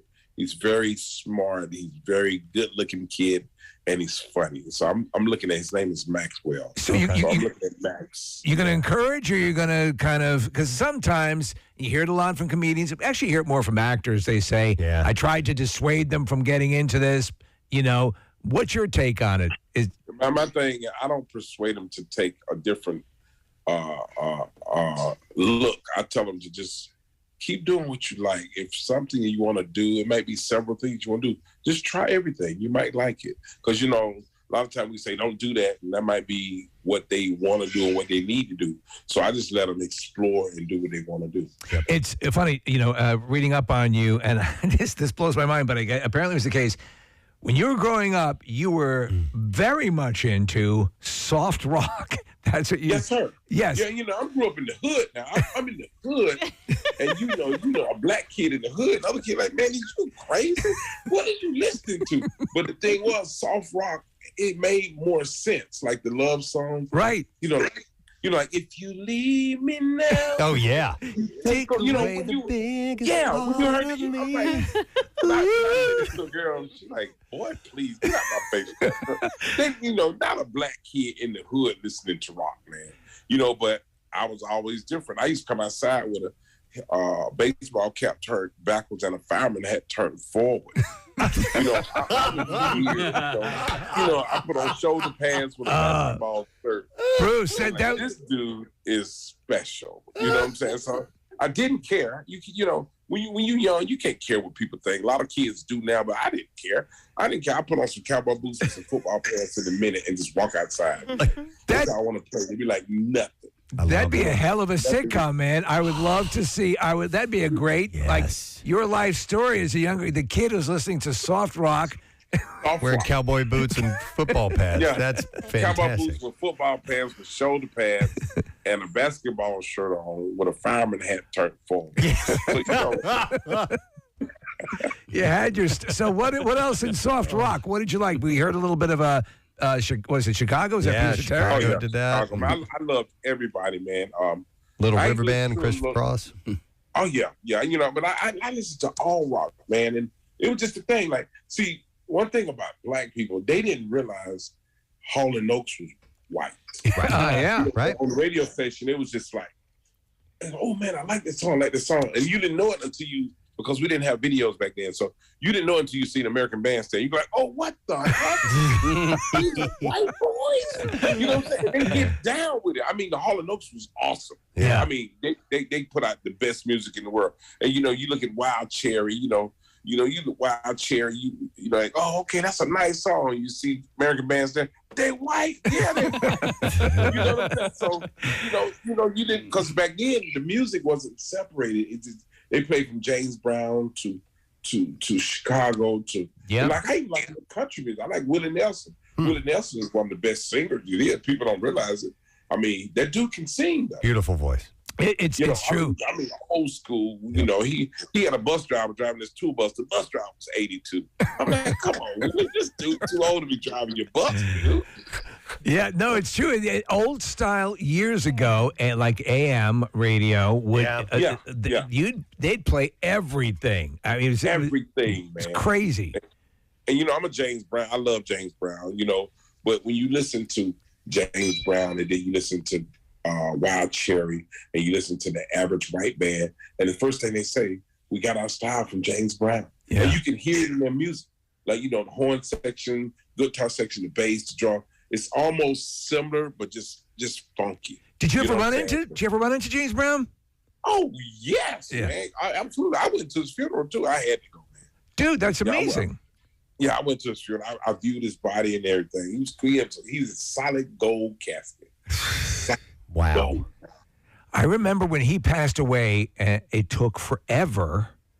Oh, yeah. He was on ice for like months. Oh, he was on ice for what, about 6 months? Yeah. Something like that. Hey, had him on ice. What did you think of Chadwick Boseman playing him? Oh, man. It was incredible, was that not?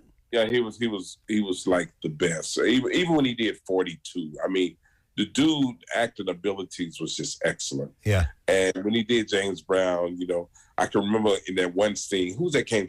Was it the Rolling Stones in the music? Yeah. They came to the States and they said they wanted an opener, and James Brown opened for him, and Mick Jagger said, that is not an opener right there. Yeah. You know what I'm saying? They realized he wasn't an opener. He said, welcome to America, gentlemen. You know what I'm saying? That's great. So it was great. And then I understand that Mick Jagger and James Brown have to be very good friends. Yeah. They end up being very good friends, which is cool, man. It's a great story. Is music something that's going constantly in your world? Do you like to I like to have it on all day long when I'm at home. Well, I do too. I like old school though. I can't listen to the new stuff. I like old rap. I can't do the new rap. I can't do the mumble rap. I can't do it. I don't know what you're talking about. I don't know the meaning of that. So I'll leave that alone. But What'd you think of the Super Bowl performances? Did you catch half? Hey man, let me tell you, man. Now I think it was excellent. Yeah. I think everybody have somebody married a chef because everybody done got big. And I'm looking at them and I'm a big dude. I'm like, oh my God, did she marry a chef? You know what I'm saying? And 50's upside down, and we didn't know who he was at first. I didn't. Yeah. Wait a minute. Is this 50 or is this a real orangutan? You know what I'm saying? So, Snoop is the only one still stayed skinny. Snoop is just Snoop is just Snoop. Yep. And matter of fact, I know Snoop, good guy. You worked on a movie with him, right? I did The Wash. With him. And it was crazy. What pissed me off about Snoop, he eats all the time. He eats he's one of those. All the time. He's one of those. Everything all the time. Wow. And don't gain not 1 pound. Man, something wrong with that. Yeah. It's infuriating. Yeah. But I mean, I think I've heard people describe being on sets with him and that he insists on like this massive catering, like tons of food. Yeah, I mean, he catered his own party. I mean, his food was catered. He had fried chicken, fried fish, collard greens, candy yams, macaroni and cheese, green beans, potato salad, Kool-Aid, lemonade, tea, everything, every day. That is crazy. Like, you want something to eat? I'm like, well, yeah. He's just one of those people that just does not gain weight. Well, I mean, you think the dude would have like munchies of historic levels and is not putting on weight. Yeah. I mean, is he active though? I mean, that's the other thing. Like, my He's very active. Okay. Because that's my buddy's the same way. He doesn't have a plain sandwich ever. Like everything that he ever makes and is always like, it looks like a Scooby-Doo sandwich, And but he's skinny, super skinny, and always has been. But he's always really active. Okay. So A, he's got a really good metabolism, but B, he never stops. It's got to be some. Mm-hmm. I have not found that yet. No. So, Yep. But I mean, listen, you joke about it, but you've lost weight. Have you lost? It seems. I lost weight, man. Yeah. Believe it or not, I still work out. I work out with a trainer. I cuss him out every day. I really do. I probably need to film it because I cuss him out, but he's got tough skin. He don't care. Yeah. He just keep working the hell out of me. All right. Well, you look good. You're going to be working on the stage this weekend, Friday, tomorrow, 7:30, 10. Saturday, same thing, and then a Sunday show at 7 p.m. You can get tickets at punchlinephilly.com. So enjoy your time when you're in Philly, Bruce. Hey, man, thank you guys, man, and I really appreciate it. Anytime. Yeah. Bruce, guys. Hey! We'll see you, man. Nice. Yeah, Snoop. That's funny. That's a funny observation. Everybody put on weight, but him, dude. You know what's hilarious is hearing Snoop, and I think we probably played on the air before of him talking about somebody asked him who could smoke more than anybody he's ever met. He's like, man, Willie Nelson, man. He's like, that mother effer, he's just going, that dude can't smoke. And he's just like he was amazed by how hard Willie can burn. So I had an agent, when I first got into comedy, and he basically smoked pot around the clock. He was a musician, started as a musician. And I'd ask him, does it do anything for you now? And it moved from that, I guess the rush or the thrill or whatever, into it was something else. It was almost like was it calming him down? It probably just evens him out. I think that's how he described it, Preston. I'm like, what do you get from it at this point? Did you guys see the footage, or at least it's a screen capture of Snoop smoking right before the halftime show? No.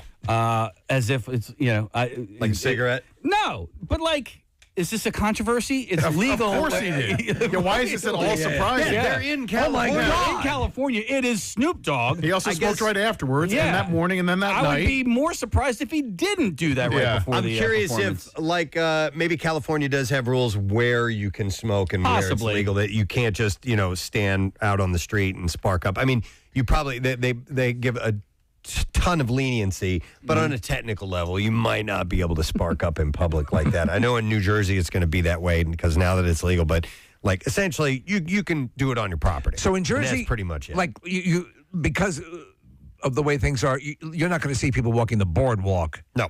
Right. Yeah, you can't even vape or smoke cigarettes. I mean, listen. Can you have an open can of beer or anything on a boardwalk? No. No, yeah. Okay. No, those restaurants serve and on the beach, they don't really bother you unless you're actually making a giant ruckus. Right. But people are drinking on the beach all day long. A lot of times they try and hide it. They'll pour it in a cup, or they'll put Yeti has those those little things that you can put your cans of White Claw or beer or whatever in. Yeah. So people aren't blatantly drinking with open containers. But dude, this past summer, this dude walked past my house on his way to the beach smoking a joint. And I was like, what the hell? I remember you saying you wanted. Did you say something to him, or you wanted to? I didn't. And you wanted to just say, "Hey, dude." First of all, don't do that. Yeah, don't do that right here. Yeah. I mean, it's, do it the way everybody used to do it. Or maybe he can at his house. Yeah. Or maybe he can. Haven't you heard of cocaine? Because he's staying with his in-laws, or and he can't. Who knows why he's not doing it in the privacy of his own home? But he was just walking down the street, and I was like, get in the car and go drive around like the rest of us always did. Yeah. Or hang out the window with the fan on. Yeah. You ever hear of a blow tube? What did you call those? We call them blow tubes, with the toilet paper, and then you put the. I think a muffler. Muffler, okay. I wasn't a big fan of those. I never really used them, but I knew people who in college we had to. You had RAs and go to the window, right? No. So we had an amazing exhaust system, Steve. We had one window open, two windows open. One with the fan blowing out, and then the other one with the fan blowing in. And you would blow the smoke into that channel of air, but also you blew it through the blow tube. They sell those window units that do that. Yeah. You had to towel the door. Yep, absolutely. Wow. Yeah, you put the towel at that was crucial. Yeah. Because that was you had to towel the door at the bottom, because if that got out, then the RA was going to come. But I'll tell you what, when I was in Phoenix for the Fish concert in October, Phoenix, Arizona is another one of those recreational states. Yeah. And I mean, I walked into the hotel, and it just reeked like you could smell. You walk down the hallway. Yeah, Colorado's the same. You walk up and down the beach in Venice, you smell it everywhere. It becomes part of the atmosphere. And by the way, open containers are going to be allowed in Atlantic City. So you can walk it up and down the boardwalk now in AC with an open container. Yeah, and you mentioned that it's different in each of the towns. They were really cracking down on Avalon, Sea Isle. If you had open container, and it wasn't just if you were partying.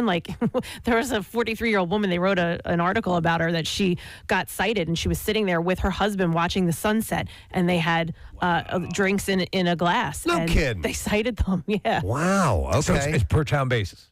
I mean, I think so. Yeah. Casey's saying it's not that big of a deal in Wildwood. I mean, Sea Isle, Avalon, all that. That's where the crackdowns were taking place last summer. I had asked a cop in Wildwood Crest. I'm like, because they also have some street parties and things like that where they'll do music and they'll close off certain streets. I'm like, well, can you have alcohol out here? And he's like, well, he literally was like that. And I was like, okay, I got it. I'm like, yes, just don't be stupid. Right. And I think that's the overarching concept. Don't be stupid. Yeah. Hang on a second. I'm going to go to Jonathan. He talks about the blow tube or something. Hey, Jonathan, good morning. You there, John? Jonathan? He said smoke buddy eliminates the smoke. All right, now we can hear you. Yeah. Hey, how are you? Good. What's up, man? Yeah, I spent years using a toilet paper roll with some dryer sheets in there, but there's this new device called the Smoke Buddy. Okay. And it actually is like a little handheld plastic device.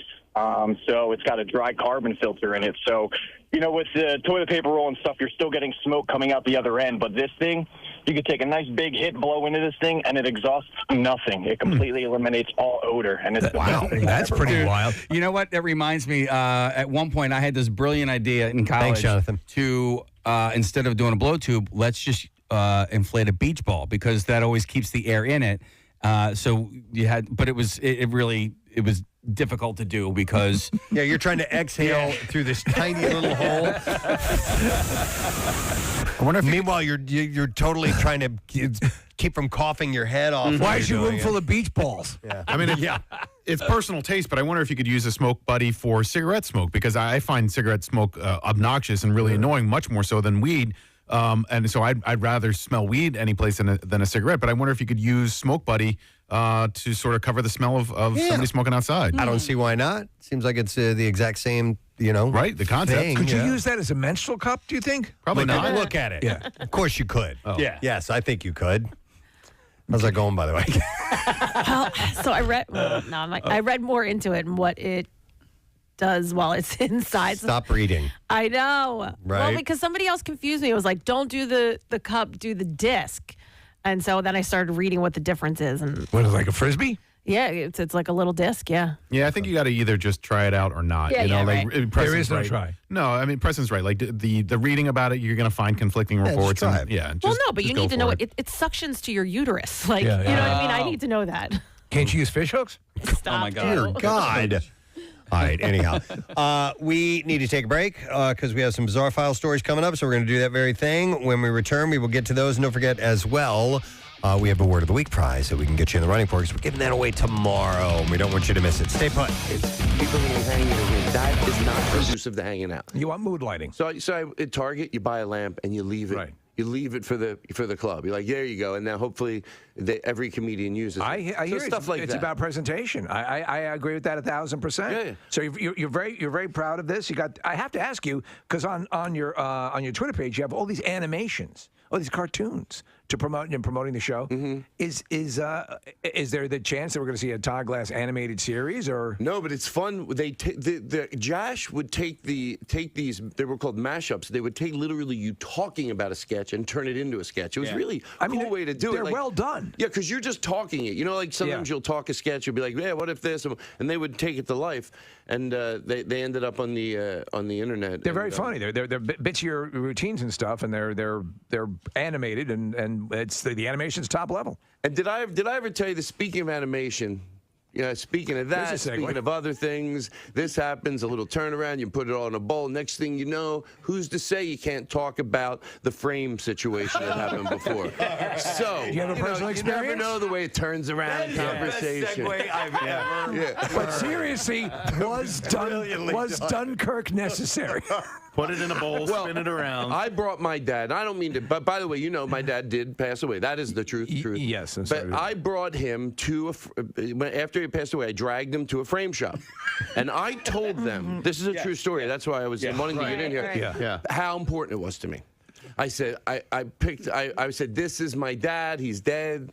And I want to have him framed. And I go back next week. Oh, no. He's not there. Oh, and no. the shirt is framed. Oh, I go, what are you doing, my dad? There was a body. Yes. Yeah. No, that pisses you off. You tell me you didn't pay. Can I add my serious thoughts to that for whatever it's worth? Serious that wasn't my serious. Wait, that didn't happen? That wasn't my serious.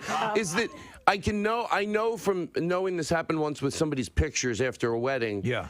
Not all of them, but the most empathy that it is met with, the easier it makes for you to try to go. Like if it's like I think what happens. Let's say it's a picture of your grandmother, whatever it is. Yeah.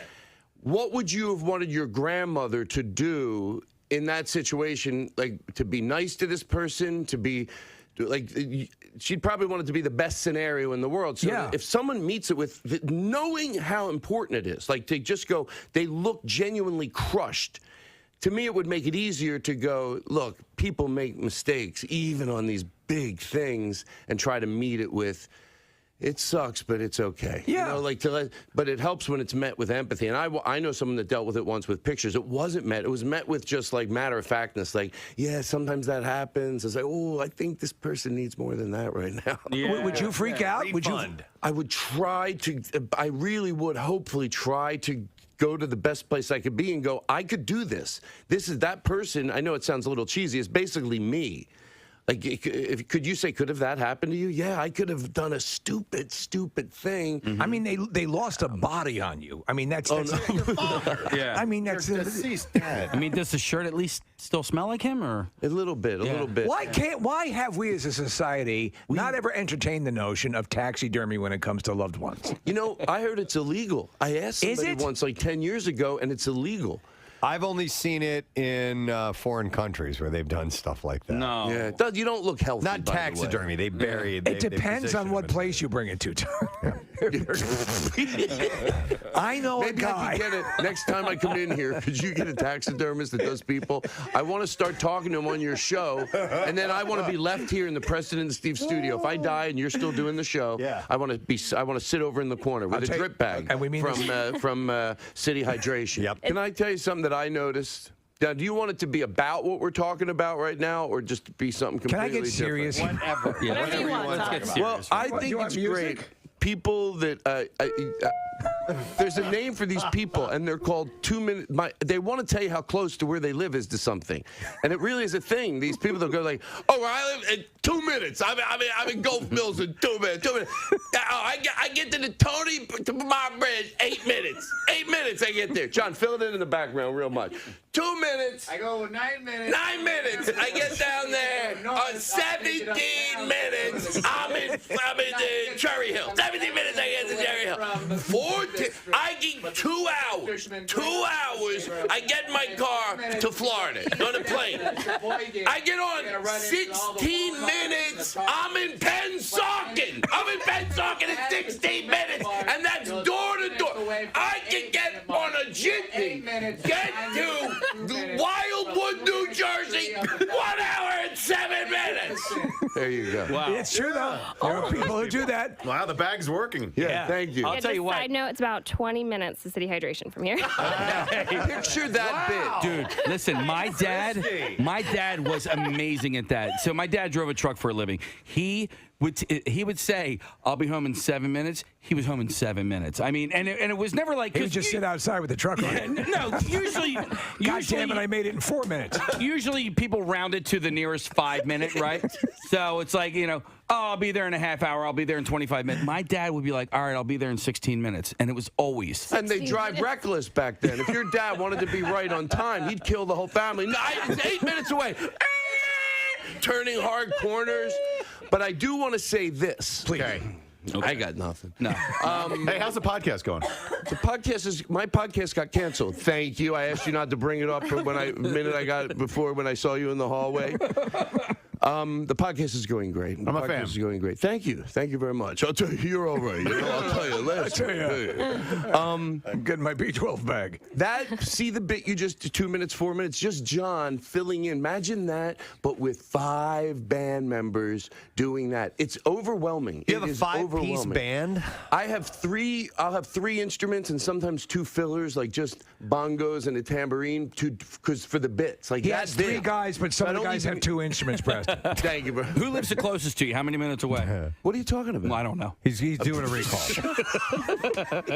Todd, with the band, and I mean this is a total compliment, it's obviously rehearsed, but it seems like it's improv. Do you know what? Can I tell you something? Please. I hope this is interesting to talk about on the radio, but people will know when they go see it. A lot of it isn't. Once, especially with John Brand Wagner, when he's with me, if he knows how to do it. Like you can ad lib more than you think. That's great. And they off the cuff, just it's whenever I call on them, they're always there for whatever bit. It is a lot of fun having the band on the road. I feel like it's getting to do the best sketch. Is this what you've always sort of dreamed about? Yes, having this vibe it's where you have sort of a traveling review or like a troupe of just stand up with a band. It's like you get to play and it's fun. But anyway, how much more expensive is this? You got these guys got to stay somewhere. They got to eat. You got to pay them. You use a local. What I've learned, if John there is are just hostels one person, all over the country. He'll round up other musicians.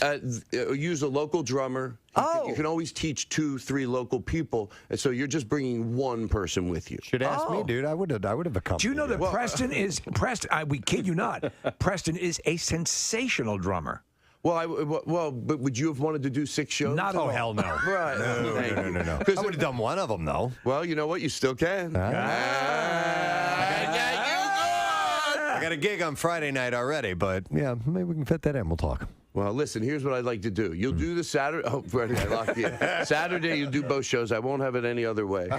I'm 2 minutes from there, 6 minutes from there, sure. How is Kimmel's? Are you doing it on the Kimmel set? You said you're at his club in Vegas. Yeah, we shot it already. And Jimmy is from Vegas and has always wanted to have a comedy club, and we hear nothing but great things about it. Yeah, they did it. They did it really nice. Mostly what the showroom is very important, but also what is even more important is the green room. And he did the green room on his comedy club like it's at his show. Like his show is, there's nothing else like it. Like and I've been to like not perform. I haven't performed on the Tonight Show with Johnny, but I went to see someone that went and was there when Jay was there, and been to a lot of green rooms over the years. But Kimmel's is just this like own thing, and it's gigantic, and there's like food everywhere, and there's pool tables, and it's just a really fun green room. Water served in glass pitchers. Exactly. Yeah. Well, he loves comedians. He loves you. How long have you known him? You know what? I know him, but don't know him. It's really weird. Like you know someone, but you don't know them. You don't see him that often, but you feel. Did you find out he was a fan or what? No, I knew. I when Sarah dated him, she would tell him, "You got to have Todd on the show, but let him do bits. Yeah, like let him do different things." And that's sort of how I got to do it. To do different bits. And you've been friends with Sarah for a long time, Silverman. Yeah. Sarah used to sleep on our sofa. I used to live with a guy named Dave Rath. He's a manager, and then Sarah would come in from New York, and she would sleep on our sofa. And I always thought she was so cool. I don't know why. But she's been great, and we know that she's part of the reason you're here on this planet today. Right? You're right. Yeah. Well, really, she's probably the reason I almost died, because she was the one telling people I was okay. She was going, "No, he's just high. He's fine." Jeff Ross is the reason. Jeff Ross. By the way, along the lines of the people who always say how far away they live from things, how many minutes, there are also people who say who slept on their sofa too. Oh, I knew it. I knew it. Mm-hmm. Preston, about 5 years ago. Can I tell the story? Please. I'm okay with it. I bumped into him in the hallway. I was going around the corner, and I bumped into him in the hallway. And that was it. I said, "I'm sorry." I thought I was very, I wasn't like a jerk. He goes, "One day," he goes, "I don't care if it's 5 years. You're gonna say something, then I'm gonna call it back, and I'm gonna put it right in your face." And that's exactly, I guess and I thought he forgot about it. He never forgets. I thought that he let He never forgets. Do you think I'm performing good today? Do you think the people listening? Because I said I'm going with my A game. What's it say at the top of those notes? 2 minutes from 8 minutes. Oh, no, wait. Preston and Steve. Frame Dad's body. Oh, Preston and Steve. I'm sorry. A friend of mine, he told his wife, he saw how affectionate his wife was with the dog. Okay. So he just said, maybe half kidding, he goes, "Why don't you treat me more like the dog?" So, and now every time he poops in the house, his wife squirts him with a water pistol. Which, by the way, is a humane way. I told somebody that story, and they go, "Does that work?" I go, "Well, I heard it was a non-physical way to maybe train your dog if it's barking or something." I think I saw it on a show, which I like anything that creates non-physical for anything, human or dog or anything. I thought to squirt the water pistol. But let's say you have a dog, I thought of after I heard the water pistol thing. Right. The water pistol's not working.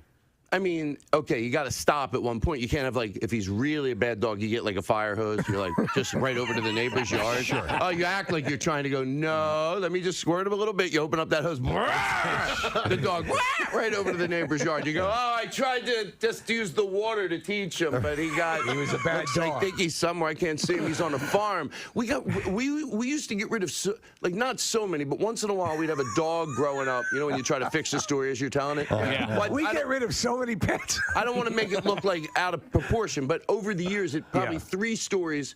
And me and my brothers didn't honestly figure it out till we were older. I didn't even know it was a thing. We had a dog, and it would always go to a farm. Oh, yeah. Oh, Sure. but everybody, the farm is put to sleep. Yep. The dog, they put the dog down. They didn't want to break it to the kids. No, there's a farm out there that's got a ton of dead dogs. Yeah. I think it's just to kill it. I think a lot of times it's not always a parent that was doing anything wrong. The dog, they could have realized the dog was aggressive and not able to be. Or for a kid, the dog just gets sick and it's in pain or whatever, it has to be put down. It's easier to lie to your child. Right. Yeah. He's, because when I first saw these 2 dogs in the park, I remember. I just realized I can't tell this joke. You did? And I'll tell you what it is. But when we get to the part that is the part I can't do, you're going to go, why would you even have thought you could ever? Well, we egged you on, so we'll take the blame for it. Thank you. Go ahead. That when I saw these, but this is a true story. It's a true story. Why would I make it up? True story. When I was younger, I saw 2 dogs in the park, and they were going at it, humping each other. Yeah, right. And I asked my dad what they were doing, and he said, because he didn't have to do this stuff. WMMR presents Preston and Steve's Bizarre File.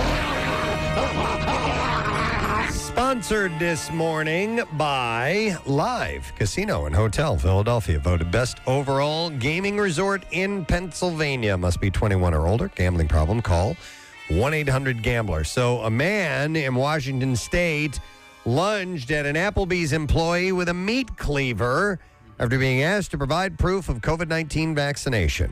Michael Dowza was asked to leave the restaurant after being unable to provide documentation of his vaccination status. Instead of quietly complying with the bartender's request, he became enraged. And once outside, he began yelling and waving a meat cleaver around. So he brought a meat cleaver with him to Applebee's? It says that he went outside and got it, so I guess so, yeah. Does that constitute flair? At one point during the incident, Dowza lunged at the bartender with the knife. The bartender was not injured as the door to the restaurant was closed before Dowza was able to connect. I bring a trident to Chili's, but I don't bring meat cleavers to Applebee's. He was then taken into custody and placed in the King County Jail, where he is currently being held on $75,000 bail. He's been charged with 1 count of assault with the 2nd degree for assaulting the employee with a deadly weapon. Listen, I realize I went a little crazy there. By the way, Dowza has 3rd and 4th degree assault charges pending from a July 2021 incident for another in a case from another county. Additionally, court documents show prior convictions for theft and harassment in 2016. So I'm guessing he does bring a meat cleaver wherever he goes. Do you guys ever get those ads on Instagram about that the meat cleaver? Yes. It's stupid. I fall for all that stuff. Now, if it was a tactical meat cleaver, you don't need it. Yeah. You don't need a meat cleaver. I've had a meat cleaver for 15 years. I've used it twice, I think. Yes, that's it. Sell it on the dark web. For Massachusetts, Registry of Motor Vehicle Employees have been fired after the agency said it discovered approximately 2,100 drivers were granted licenses without having to take a road test. Whoa! 2,100.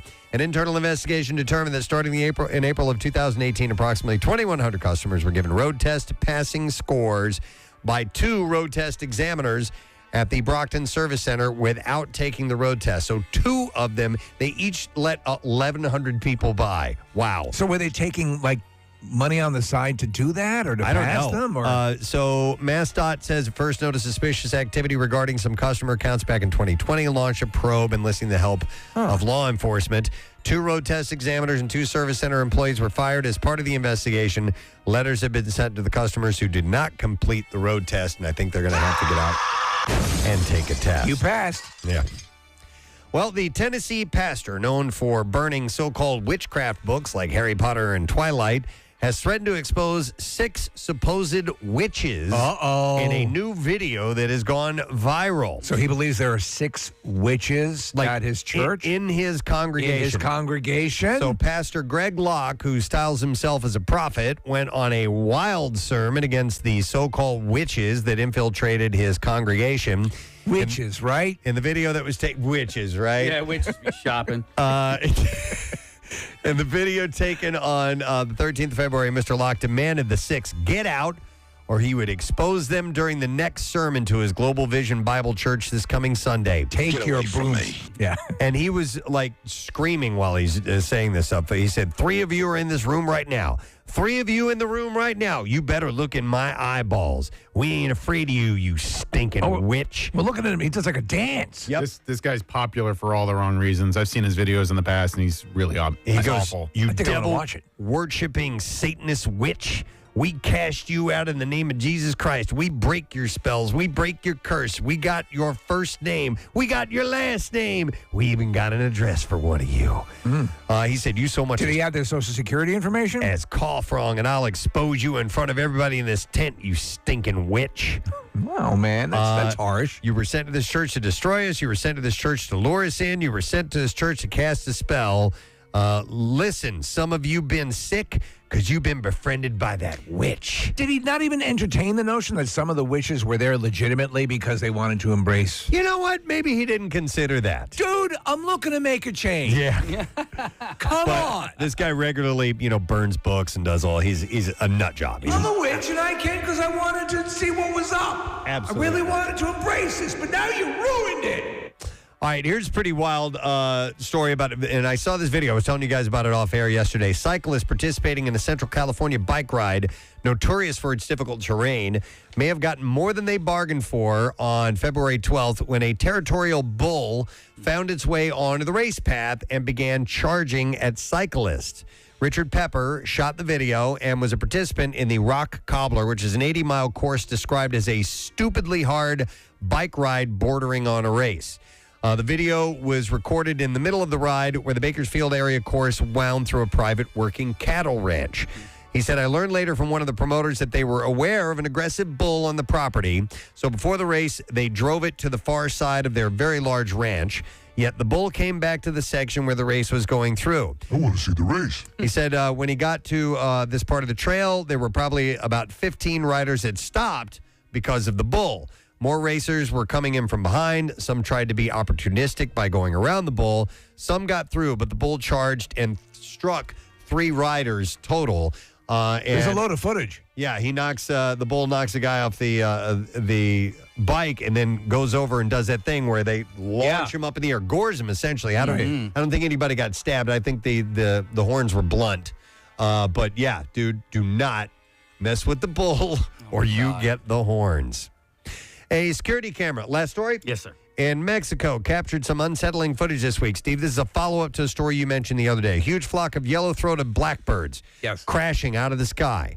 Plenty of the birds got back up, but many others appeared to die in the event, which is just the latest in a long-standing pattern of bird die-offs. You've got to see this footage. It's unlike anything I've ever seen. Yeah. So the footage first shows an empty city street, which is then blotted out by a huge bird flock, which slams into the cityscape from above. The birds blanket the area and scatter across the street, and many return to the sky, but others remain motionless on the ground. The birds in the video are yellow-headed blackbirds, a migratory species that ranges from Mexico to the upper reaches of Canada. Experts aren't exactly sure what caused the recent event, though there are many theories. Is it possible it's a gender reveal? Andrew Farnsworth, an ornithologist at Cornell University, said that based on the video's timing, the birds may have been leaving their nocturnal roost and beginning their diurnal activities. A possible cause of the dive-bombing behavior, he said, is that the population was startled by either a predator or a loud noise. Many bird species perform intricate, coordinated flying maneuvers called murmurations, sometimes to disorient and thereby deter predators, because those things are invisible, right? Yeah. Right, yeah. From the video, he said it looks like something really startled or surprised the flock, such as a predator, and caused the flock to take evasive action, with some hitting the ground in nearby structures. So watch, the footage is playing here, and Kathy, take a look at this, and you'll see that Look at that. They just dive my bomb. God. Yeah, so, and Preston, it's actually, my wife had actually, that was her theory the other day without, I guess, reading this article, was that there had to have been some sort of predator That shocked them, that scared them. I was like, like a dragon? Like, right. kind of predator. They said one ugly birdie. While this can be shocking to see, these events do occur. They just usually are not caught on camera. So there you go, and that is what we have in the B file. Let's take a break. Come back in a second. Test your knowledge of today's program. We'll have a lesson question. We'll get trash. We'll get music news on top of that too. We'll get to it in a moment. Stay put. Preston and Steve on 90. And he said it's effing. He said it. Yeah. Did you watch the Golden Globes by any chance? No, I did not. Oh, because Ricky Gervais, he did a little bit of a monologue, and he had gotten to a joke where, we'll get you a water. And he had gotten to a joke where... Just top off his bag. That's so weird that you need water, but you've got the saline going through your body there. Did you hear what they said from City Hydration? So cleanly and brilliantly, she explained the difference between water that would make you thirsty and the hydration that would make you feel... like I do right now. I feel like, can I tell you right now? I could bend steel. And I'm not thinking just, I'm not just thinking maybe I, thank you very much. All right, thank you, Marissa. Have you ever been on stage and you thought better of a joke that you were about to tell and had to hang a 180 away from it? Yes, yeah. Okay. You know what, sometimes, you know what it will be? I'll be doing an old joke that I didn't realize, just don't. I have a different relationship with what I say that comes out of my mouth. So I'll be like, I'll think of an old joke, but then halfway through I go, oh, that's not nice. Right. You know, and I just want to stop. I'll just go, you know what? I don't need that joke anymore. I had a series called If you see a sign that says don't do it, it means somebody did it. Yes. Okay. It's true. Because, they don't just put, if it says, I don't have to repeat the bit, but I will do one example from the old pile of part of this joke.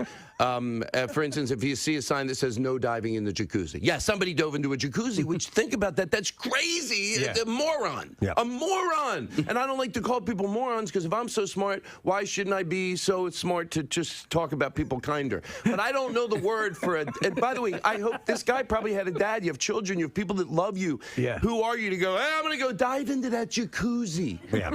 So maybe you're better off. Did you work at Dairy Queen? I did work at Dairy Queen, not to brag. But so when you talk about signs that, if there's a sign, I'm going to make full circle. Everyone's going to be proud of me. It's okay to get a little lost, but you got to deliver. No. So here's the point. Yeah. Right. So the ice cream place, it says 3 sample limit. It doesn't say 4. It says 3 sample limit. And I thought about something. That tells a story. That tells 3 sample limit. You know what that story tells me?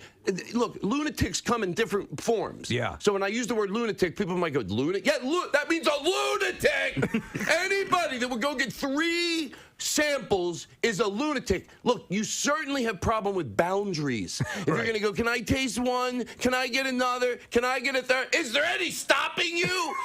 So that's what I think. That 4 is enough. 3 sample limit. I think 3 is too much. I agree. Matter of fact, if I'm with people, 1 I'm okay with. You have to realize that not everyone's like you. People have a right to go get a sample of ice cream, Todd, even if it's something you're insecure about it. I say no sample. None. Do you ever sample deli meat? I've seen people do that. Can I have a slice of that? Oh, yeah. I've done that. I've tried cheese. Right. So you can do that occasionally, same thing. Yeah. You don't do 4 or 5 different types of. I trust the relationship where I'm getting it, but in the right situation, definitely. In that situation, I could lie and go, no, I don't do it there either because I seem like a hypocrite. There's something different about the ice cream. But they have the little spoons. That's you're one of those, aren't you? What about? You're trying to gain the system, and so my kids are big.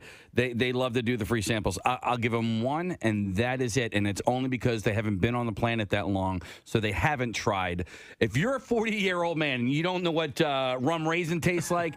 Can I tell you something? Yes. And if it's at the yogurt place where you do it yourself in a little cup, all right, you're not. That's fine. Go over in the corner, have a ball. But where they have to scoop it for you. So I have a different standard for if you're doing it yourself at least because it's not making someone else do it. Sure. And for kids, of course, it should. Yeah, whatever a kid wants. They're our future. Yeah.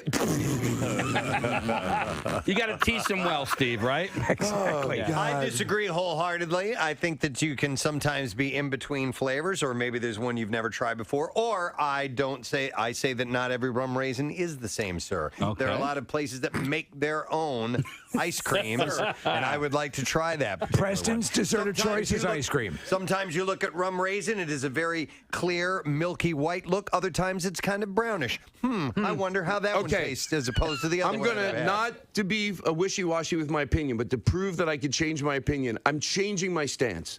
I'm going to say 4 samples. A lot of it's just with the demeanor, and you're matter of fact about it. Yes. Hey, could I try talk to the person. You don't have to go. You don't have to make. I hate to be an imposition. Yeah. I'm a little wishy-washy here. Yeah. I just had an IV bag. You're right. Not all are the same. So I guess really. It's a case-by-case situation. So Casey was wrong, and what you said to especially Preston was disrespectful. I apologize. And I'm, as a fan of the show and honored to be here, I'm not trying to kiss anybody's tuchus. I thought you were way out of line. I was way out of line.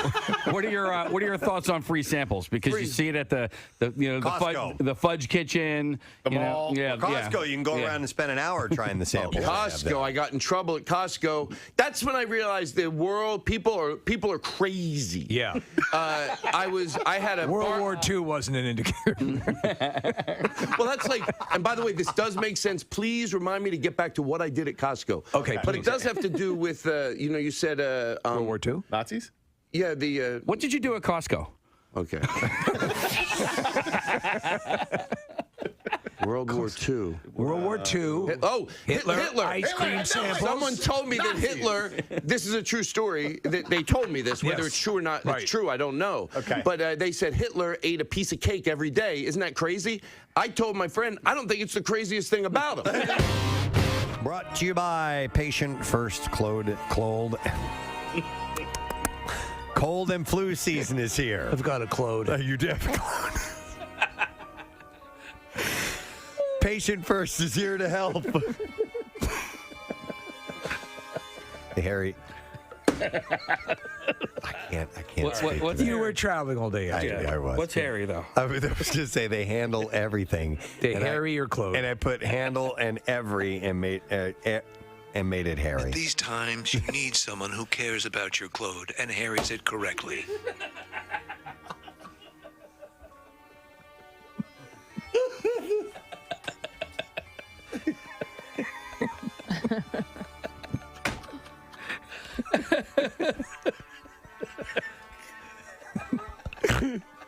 I'm sorry. And I snorted too.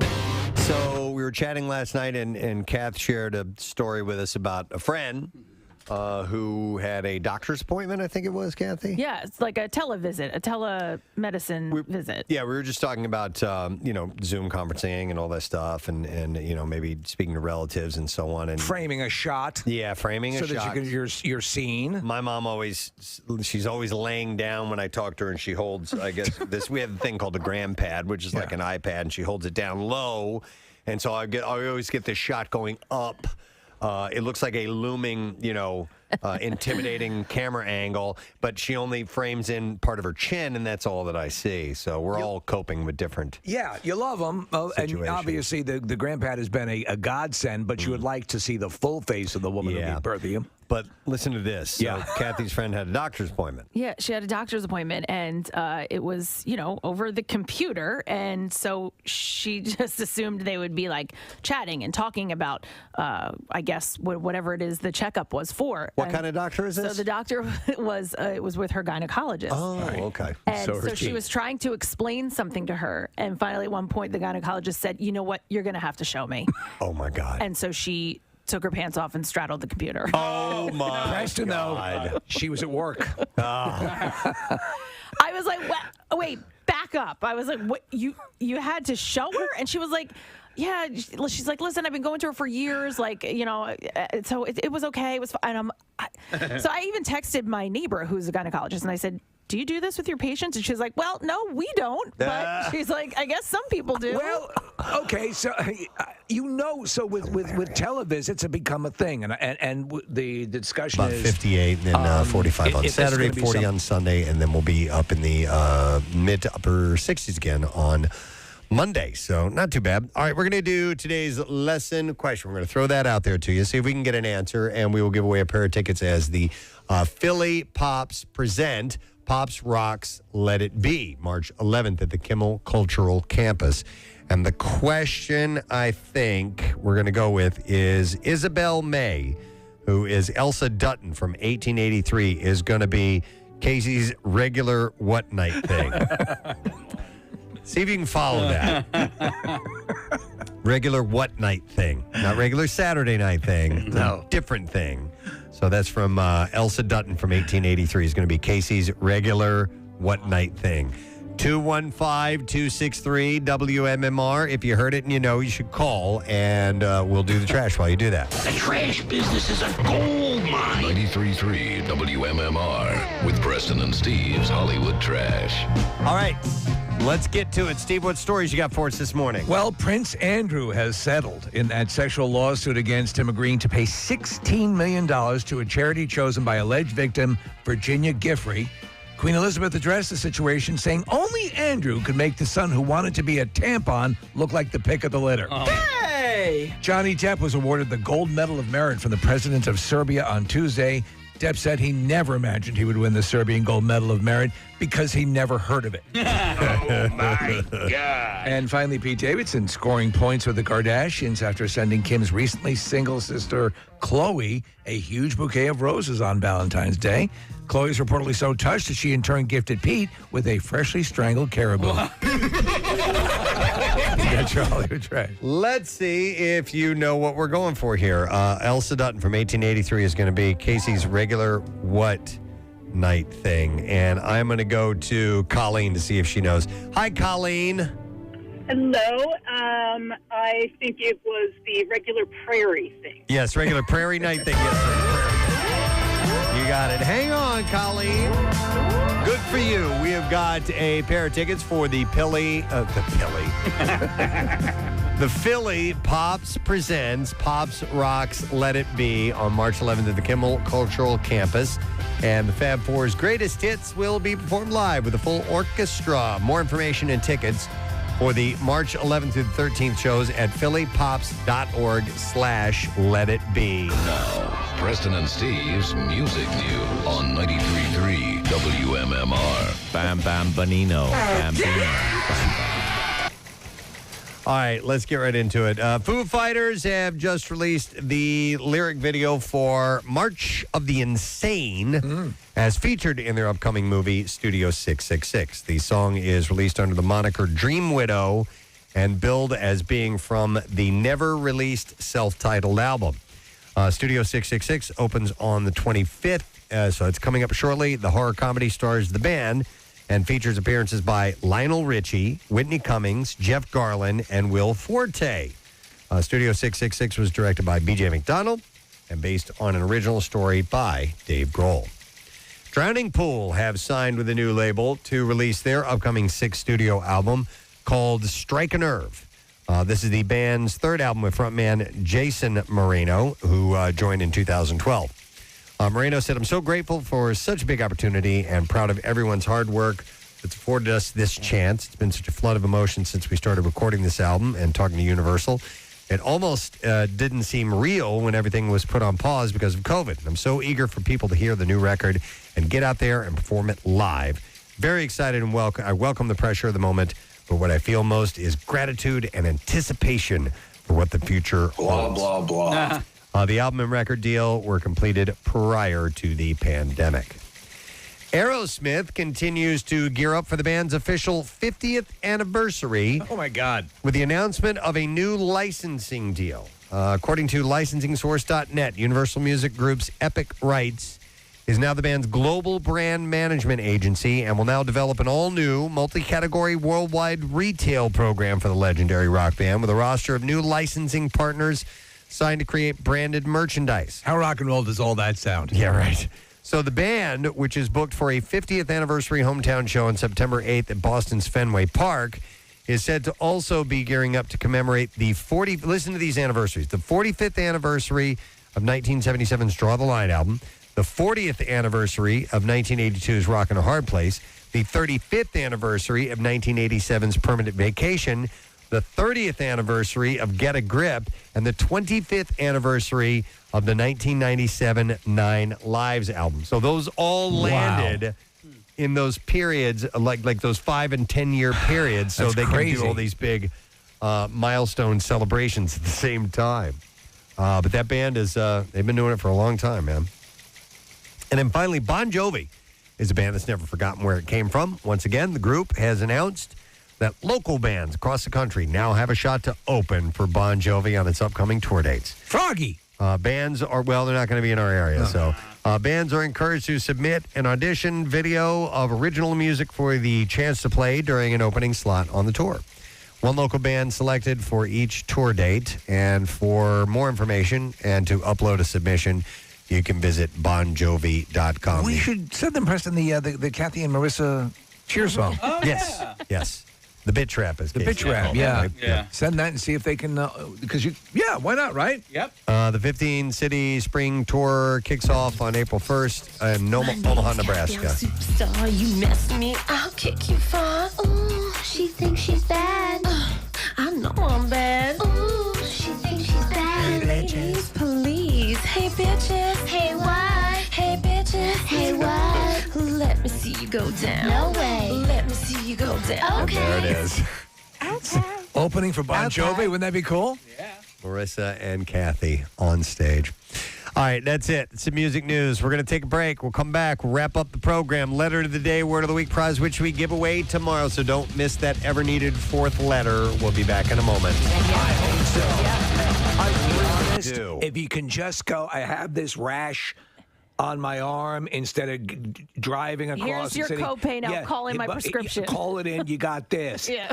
And by the way, if you can clear waiting rooms and stuff for people with more serious things, that's a positive. Listen, it was more in the thick of COVID when things were a little bit more touchy, and not that it's gotten any better, but our fear of it was a little bit stronger a little while back, and so I had a teleconference with a specialist whom I would regularly go into the waiting room and wait minimum hour and a half past my appointment schedule, and this one, right on time, done deal, in and out. It was so easy to do. If you can do it now I had to show him my butthole. But other than that, it was okay. No, hold it up there. Yeah. But I would say this then, right? If you're going to call your gyno, and this is the one who is. Maybe call on your phone for ease of use.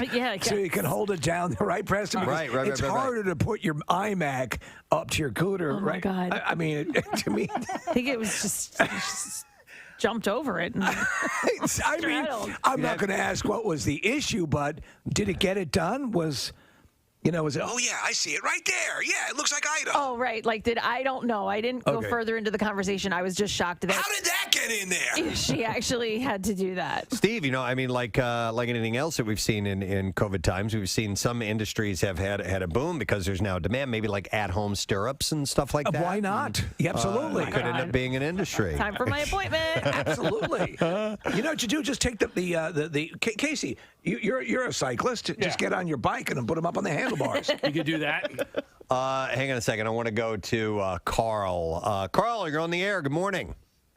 Hey, what up, oranges? Oh, wait, no, you're triangles. Wait a minute. What was that from? What is that from? It was me. When Casey was talking about that dumb Cracker Barrel game. Oh, that's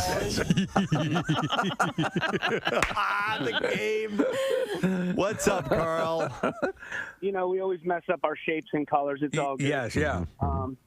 So I had what I thought was a weird bulge in my belly button area, and I thought, this is kind of weird. I should tell a nurse. Like, my sister's a nurse, so she said, you have to send us a picture and we can look at it. So I'm like, how am I going to take a belly button selfie? I work in a machine shop. Yep. So I'm standing there with my new phone, like with the camera facing me, with holding my shirt up with my chin, trying to take a picture in the middle of this welding machine shop. And my boss comes over. He goes, am I disturbing anything? I said, no. I said, I'm just trying to take a picture of my belly button, which was an even dumber response because I should have just said, hey, I think I have a hernia. Mm-hmm. So, I got the right angle. I didn't have to straddle the phone, thank God, but they did wind up sending me to the hospital, and I did have an umbilical hernia. Wow. So it worked. It ended up being the thing that needed to be done. Okay. You should just told your boss it was for your OnlyFans page. Yeah, I know, right? Yeah, belly buttons only. I had to have emergency surgery. It was like my belly button, so it saved my life. No, so there you go. So and that saved you the time. They could diagnose it right over there and get you in for something more serious. But still, I guarantee you, there are people who, inopportune moments, the door opens up and you have the iPhone up your ass. Right. What is this, Doc? Here's a text that says, I almost broke my penis having sex. We've heard of that before. And had to do a Zoom call and show the doctor. It was awkward at first, but she's seen many penises, he says. But it was his dentist. No, but that's rather common. And if something like that could be taken care of, you know what? Would you feel? Let me ask you. You're in the privacy of your own home. Would you feel even more comfortable in the confines of your own home? You're not in a doctor's office. I think that the fact that they might be, what might be in the back of someone's mind is this being recorded? Totally. Yeah. And can somebody else get their hands on this type of thing? Of course it's being recorded. So, listen, I've gotten used to dropping trow and letting whatever doctors need to do whatever they need to do. And I never look forward to it, obviously, but it doesn't bother me now, but it may have at another age. I think for me, it represents a whole new possibility. As you said, Preston, if you go and you're sitting in the office for an hour and a half and you have a time and you've got things to do during your day and so what could be done in 10 minutes takes 2.5, 3 hours. To me, that's a win. I'm wondering to what extent it'll be because when you go in for almost anything, a couple of things they almost always do are weigh you, check your temperature, just to get a basic vibe on your overall well-being. So I wonder if they're able to, when we return to normal, if they would be able to overlook those couple of things. You know what I mean? Well, there are things now, by the way, and this is part of where the industry is going, and I saw an article on this, where you would actually have, whether it be through your Apple Watch or your phone, or you'd take your temperature. It would send the data to the doctor in real time, and your vitals, your blood pressure, however, even like a remotely controlled cuff or something. Be cool. That'd be able to do it. So yeah. In order to skip the hassle of going to the doctor, I'd be happy with that in a heartbeat, Listen, man. What if you had something that had to be removed and the doctor talked Rochelle through it? Oh my God! Would you? Right? Would you be up for that? I would have complete confidence. I mean, she's so good with the YouTube stuff. Here is a text that says, I have eczema on my hands, which is fairly new. I couldn't control it and did a Zoom meeting with my doctor, and he said, I don't think it's staph. Which triggered me, so I went. No, I think they might have said, I think it's staph, which triggered me, so I went to a dermatologist and did indeed have MRSA. Wow. Whoa. So they had seen that. Wow, okay. I mean, that sometimes that's all it takes, but the notion of someone straddling their computer. I mean, seriously, I couldn't get over it. I was like, really? Well, are there USB cameras that you can, right? Maybe you want to have one at the ready. If you're calling your gynecologist. Well, A little ring light that attaches to your thigh. See, no, that's what I was going to say. She goes, well, I do have the ring light set up anyway for when I do, conference calls and stuff like that. She's like, so it was there anyway. So she had a light. She literally shined a light. Yeah. I guess you want to know what's wrong with you? Then I mean, all right. Can you the microphone? Could you please make sure that's inside there? No, I'm losing signal. If there was if I had to do this, I would have to try and create like a perspective that made everything like look bigger, or maybe. Are you getting it all in the frame? Because I got a whopper here, Doc. It would have to do something where, like an anamorphic lens. Yeah, or all right. So you know how, like, if you're trying to take a picture of evidence, and you don't know. Like you lay a dollar bill next to it, so it gives it perspective. So here's what you do, Case. When you're going to your urologist and your junk is being displayed, get the people who take the pictures of the houses for Zillow. Yes. They always make them look much bigger. Yeah. No, Casey's going to go out and he's going to buy a dollar bill that's a third the size of a regular dollar bill. Yes. See? Just make sure, like, your hands aren't in the picture, too, because then you look like you have these huge, giant hands. Do you ever see, like, the guys who hold, like, the TV remote up against their junk, like, and like, come on. But they should market all sorts of ultra tiny, and you use like a little doll hand to hold it. Right. Miniature tennis racket or something like that. My God, I'm so big. Little Women star Florence Hughes is shutting down criticism over the age gap between her and her boyfriend, Zach Braff. And he will be appearing at Punchline. He's got 2 shows Friday, 2 shows Saturday, and a 7 o'clock show on Sunday as well. So it was nice to get him on the program. Very enjoyable weather today. We've found out about each other, and, we weren't careful and we learned something. Yes. That's what happened. Just like Cosby told us. That's exactly it. Oh, a reminder, a new Daily Rush video. I mentioned this earlier this morning. So we have a Daily Rush video. It's called Semen Trees and Weeping Vagina. And the PA Department of Agriculture is outlawing some noxious trees, but Steve is hoping that his butthole bush won't be on that list. Sponsored by Xfinity's Gig Speed Internet. Learn more at xfinity.com. And will this still be sent to you if you follow us on social media? Because that little part is left out of my little info sheet here. Okay, yeah, so follow us on Instagram. We'll get it sent right to you. It's easy. Letter of the day is handled by the one and only Casey Boy Foster this morning. Preston and Steve on 93.3 WMMR. Now, the Daily Letter. The Preston and Steve Show is brought to you today by the letter C, as in Coca-Lola. All right. Coca-Lola. And we're going to give away a pair of VIP Mountain Fest tickets and an overnight stay at the Hilton downtown Scranton. That is Saturday, March 5th at Montage Mountain. Package includes all-day lift tickets, ski or snowboard rental, Mountain Fest T-shirt, and much more. Concert features Spin Doctors and the Verve Pipe with fireworks displays, and that'll be following the show. You can ski, snowboard, or tube all day as well. Tickets and VIP packages are on sale now. momountain.com/mountainfest. So we'll give that away tomorrow. Coca-Lola. Yep. So that's tomorrow. Let's see. I need to thank our sponsors because we are done for the day. And the Preston and Steve Show has been brought to you by Dunkin', the official coffee of the Preston and Steve Show. Also by Acme. Download the Acme app. See your all-new deals, rewards, and perks today. You can visit acmemarkets.com for details. And also brought to you by DMS Biomedical, now hiring. Apply at careers.com.